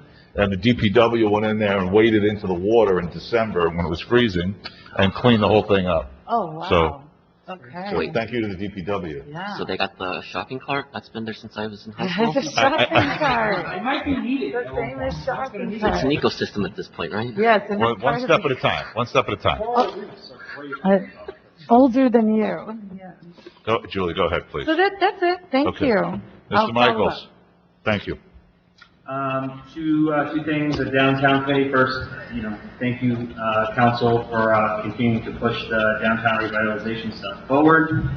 Tonight, we have February 16th, which is in 3 weeks from tomorrow. We have our next public session. So that's the opportunity for the BFJ team to share all 19 of their recommendations with the public again. So we'll start after this Friday. I'll ask the mayor to start communicating it. We have posters. Thank you to Omar for putting it up on the website, and we'll share it with the businesses as well. We had, when we spoke about the census that Dr. O'Connor did, it feels like 100 years ago. Well, we have the results, so we actually spoke about them. I sent them around, but that's going to be very useful for some of the marketing campaigns that we're going to start to do. And the public will see, and the team is working on getting a survey of sorts out to find out what types of businesses do we want, and the census material will help us go out to those businesses and sell Tenafly. Very nice. We also spoke about, we're hoping, of all hopes, with Omicron hopefully calming down. There will be a time this year that we'll feel comfortable all going out and putting events together. I'm very hopeful for the summer concert series. So we spoke about other events that we could possibly do. Of course, we're not doing anything now, but we gotta hope that we could get that going when the nicer weather. We actually, Tara who was part of Fire Shaper, she's on the committee. We spoke about actually maybe yoga on the ice rink, see how creative that gets. But really trying to see more things to get safely our residents out there. Rec committee, there was a note that went around with winter sports updates on safety guidelines. Thank you to Jamie and the rec team. So that will be good to get more of our spectators back safely. There is a Sweetheart Skate in 2 Sundays on the 13th for another event at the skating rink. It was great to see, and thank you to Councilwoman Dayton. The ice skating rink continues to be well used. So over 300 people have already used it. That doesn't include the 400 people that came to the visit with Santa that also used it. There are private events now that are being done there. There's one on the 29th. And then, like I mentioned, Councilwoman Dayton worked with the Welcome Committee. There's a new residence event on the 30th. So it's great to see that it's being well used. And then just joint use we have in a couple of weeks on the 16th.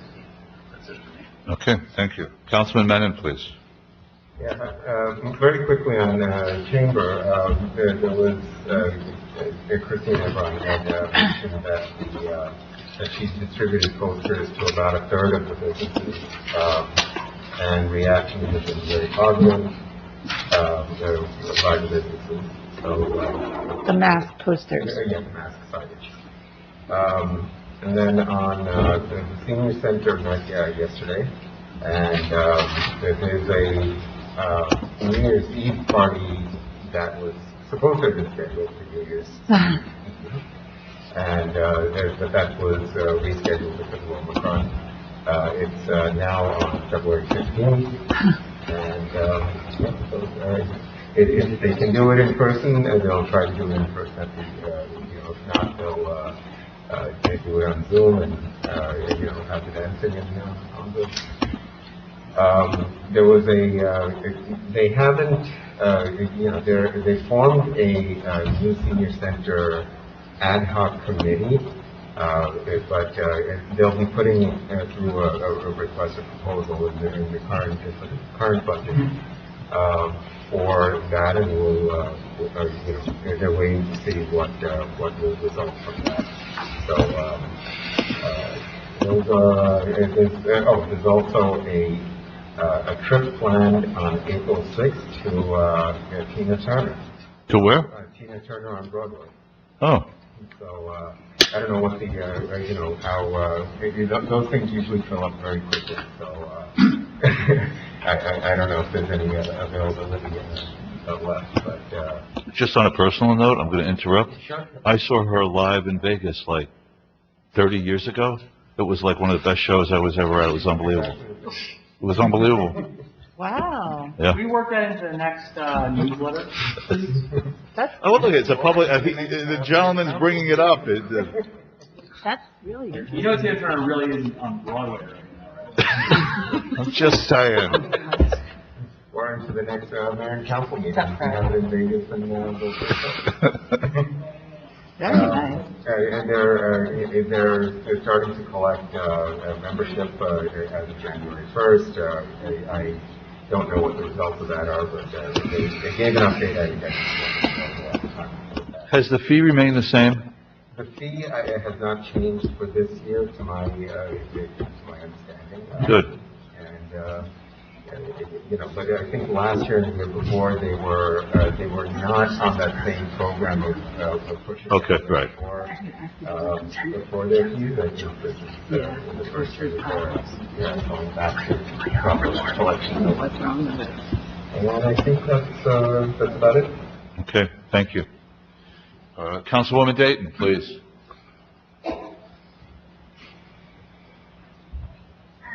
Thank you. I'll start with welcoming committee. So we will actually have, we're hoping for two investment states. Hopefully, given the opportunity for residents to come on out, meet other families, meet other residents. So thank you so much, Community County and the rec department, for helping to coordinate that with our Missouri. So we think both of those should be well attended. The first one, again, is on January 30th. The second one, we are hoping for the following week in February, but let's see if we have interest. You can sign up on Community Pass to the agenda the senior services met this week. And we are undergoing our website revamp to give a lot of information to families and seniors. We still have a request from female needs that have the senior services program for assistance with paperwork and outreach to families. So that's something we should try to get underway as soon as possible. She was out in the portion for personal reasons, and I think she definitely needs some help with firing. That's an immediate need. So maybe Jimmy can reach back out to her. One of the great things that our senior services group is discussing is a Bridge the Gap program. And the conversation went two ways. First thing is a Bridge the Gap teach and work series with our senior center seniors. And that would be some of our seniors offering courses for our teenagers to attend. We have some wonderful expertise there that they just want to pass on the knowledge. It could be French, it could be history, it could be science. So they're going to try to set it up for our preschool. The second Bridge the Gap concept is for more homebound seniors, that's how we deal with. We're having a little bit of difficulty determining the needs. So again, that's what probably needs to be consistent, try to figure out what needs does our community have that maybe we can get some high school seniors to fill. So our committee really was very excited about these ideas, and I think so we're happy for generating this concept for everyone. The next group that met is the police commission met this week, and we did discuss medical director feedback. We also discussed that cameras have been ordered and been installed to try to deal with some of our park thefts and go around the traffic issues. So that was discussed in our police commission meeting. Thank you to Chamberlain for their hard work. Our fire committee met, and anything that's had, and so we met with the Urban Council. We're looking to collaborate with them and figure out what our community needs in terms of objects. We would love to hear from any residents in the LGBT community who have an unmet need or want to just get more involved. Please reach out. Again, our June 1st grant raising is underway, and that will be on Wednesday, and June 11th is scheduled for Friday. Finally, our Nature Center Sister Board, they work very hard to plan our annual dinner on May 18th. They have a pickup boundary walk coming this March 6th, the big day of March 8th. We do this every year for our Nature Center. Volunteers come through, they clean up any areas that are great, hopefully not any nasty. There's a lot of animals there, and I just hope that our residents come out and take care of our beautiful nature center. They can also come see our new education pavilion that's currently being built. After that, construction is underway, that doesn't come to people yet. There's a zipline discussion that's ongoing that we're going to figure out the logistics for. And the Nature Center had a question actually, and Jimmy, we talk about this, as we have just made our district plan, that there is the ongoing pellets that needs to be put into the ecosystem to prevent new growth. So we need to see how that was ordered and whether they were under the original payments in under open space. So there was a question about that. And finally, for the public, the Nature Center is soliciting ideas for movie nights, such as movie nights, yoga in the Nature Center pavilion, step clutches, gardening. If you have an idea, please reach out to the Nature Center or any board member. They really would like to enhance the programming for our tech. And I thank Deborah Davidson for her tireless work over there. And that's it. Okay, thank you, Lauren. Councilman Grossman. All right, so, two very quick items. TVAC met last night, and they actually, since the first meeting of the year, they had call stats for 2021. In 365 days of that year, they had 742 calls. Their average response time was 6 minutes. Their average time on a call was 42 minutes, which is very impressive. They covered a lot of different ground. I will not go through all of it, but this year they will be doing some extra events, and they're trying to have more recruitment because this is the 30th anniversary of the Tenafly Volunteer Ambulance Corps. And one of the things they're also looking to do, hopefully in March or April, more details to follow, is a blood drive. Then, while the Tenafly Presents has not yet met, I did want to mention we're starting to get solicitations from a lot of different groups wishing to perform because they know we have an ongoing summer concert. The one thing I do want to update you, and I thank Jimmy and the crew for this, is fireworks are tentatively set to be back around the 4th of July, June 25th. It's a Saturday night. If you're wondering why so far in advance, the following weekend is 4th of July weekend, the 2nd, 3rd, 4th, and it's cost prohibitive and hard to get fireworks companies for that particular weekend, and we don't usually like to go past that weekend because then kids are in camp, people start to go away. The 25th is really our best opportunity for a Saturday night fireworks blast. And the last thing I'd like to say about people reaching out, I do encourage people to reach out to us if they do want to perform during the summer concert, especially if they just happen to be a Best Rap Album Grammy Award winner and they're listening and they're in town.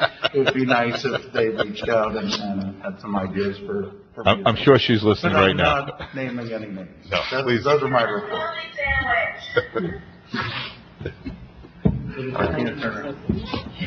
Yeah, let's just,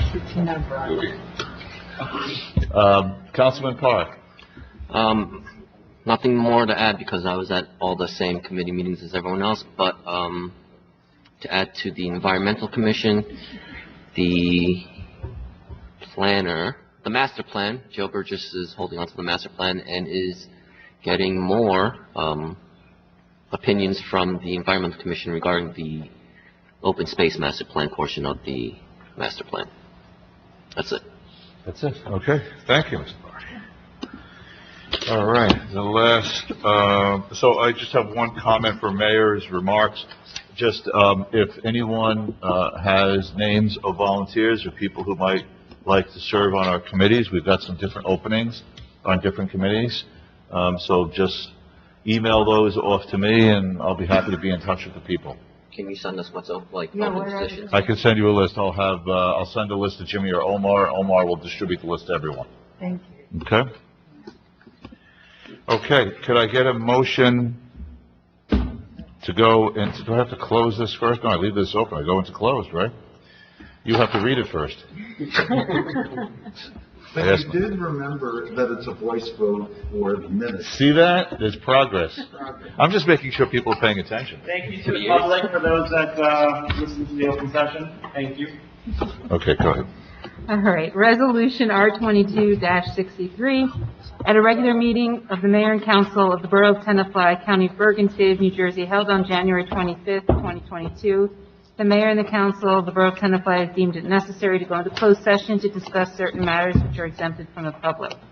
On for tonight, we have the DPW labor contract negotiations, additional discussion about the PBA existing contract, and matters involving lease of borough property. Minutes will be taken of the meeting and released to the public at the time that the matter is resolved. Could I have a motion to go into close, please? So moved. A second? Second. All in favor? Aye. Okay. I knew I never could, know that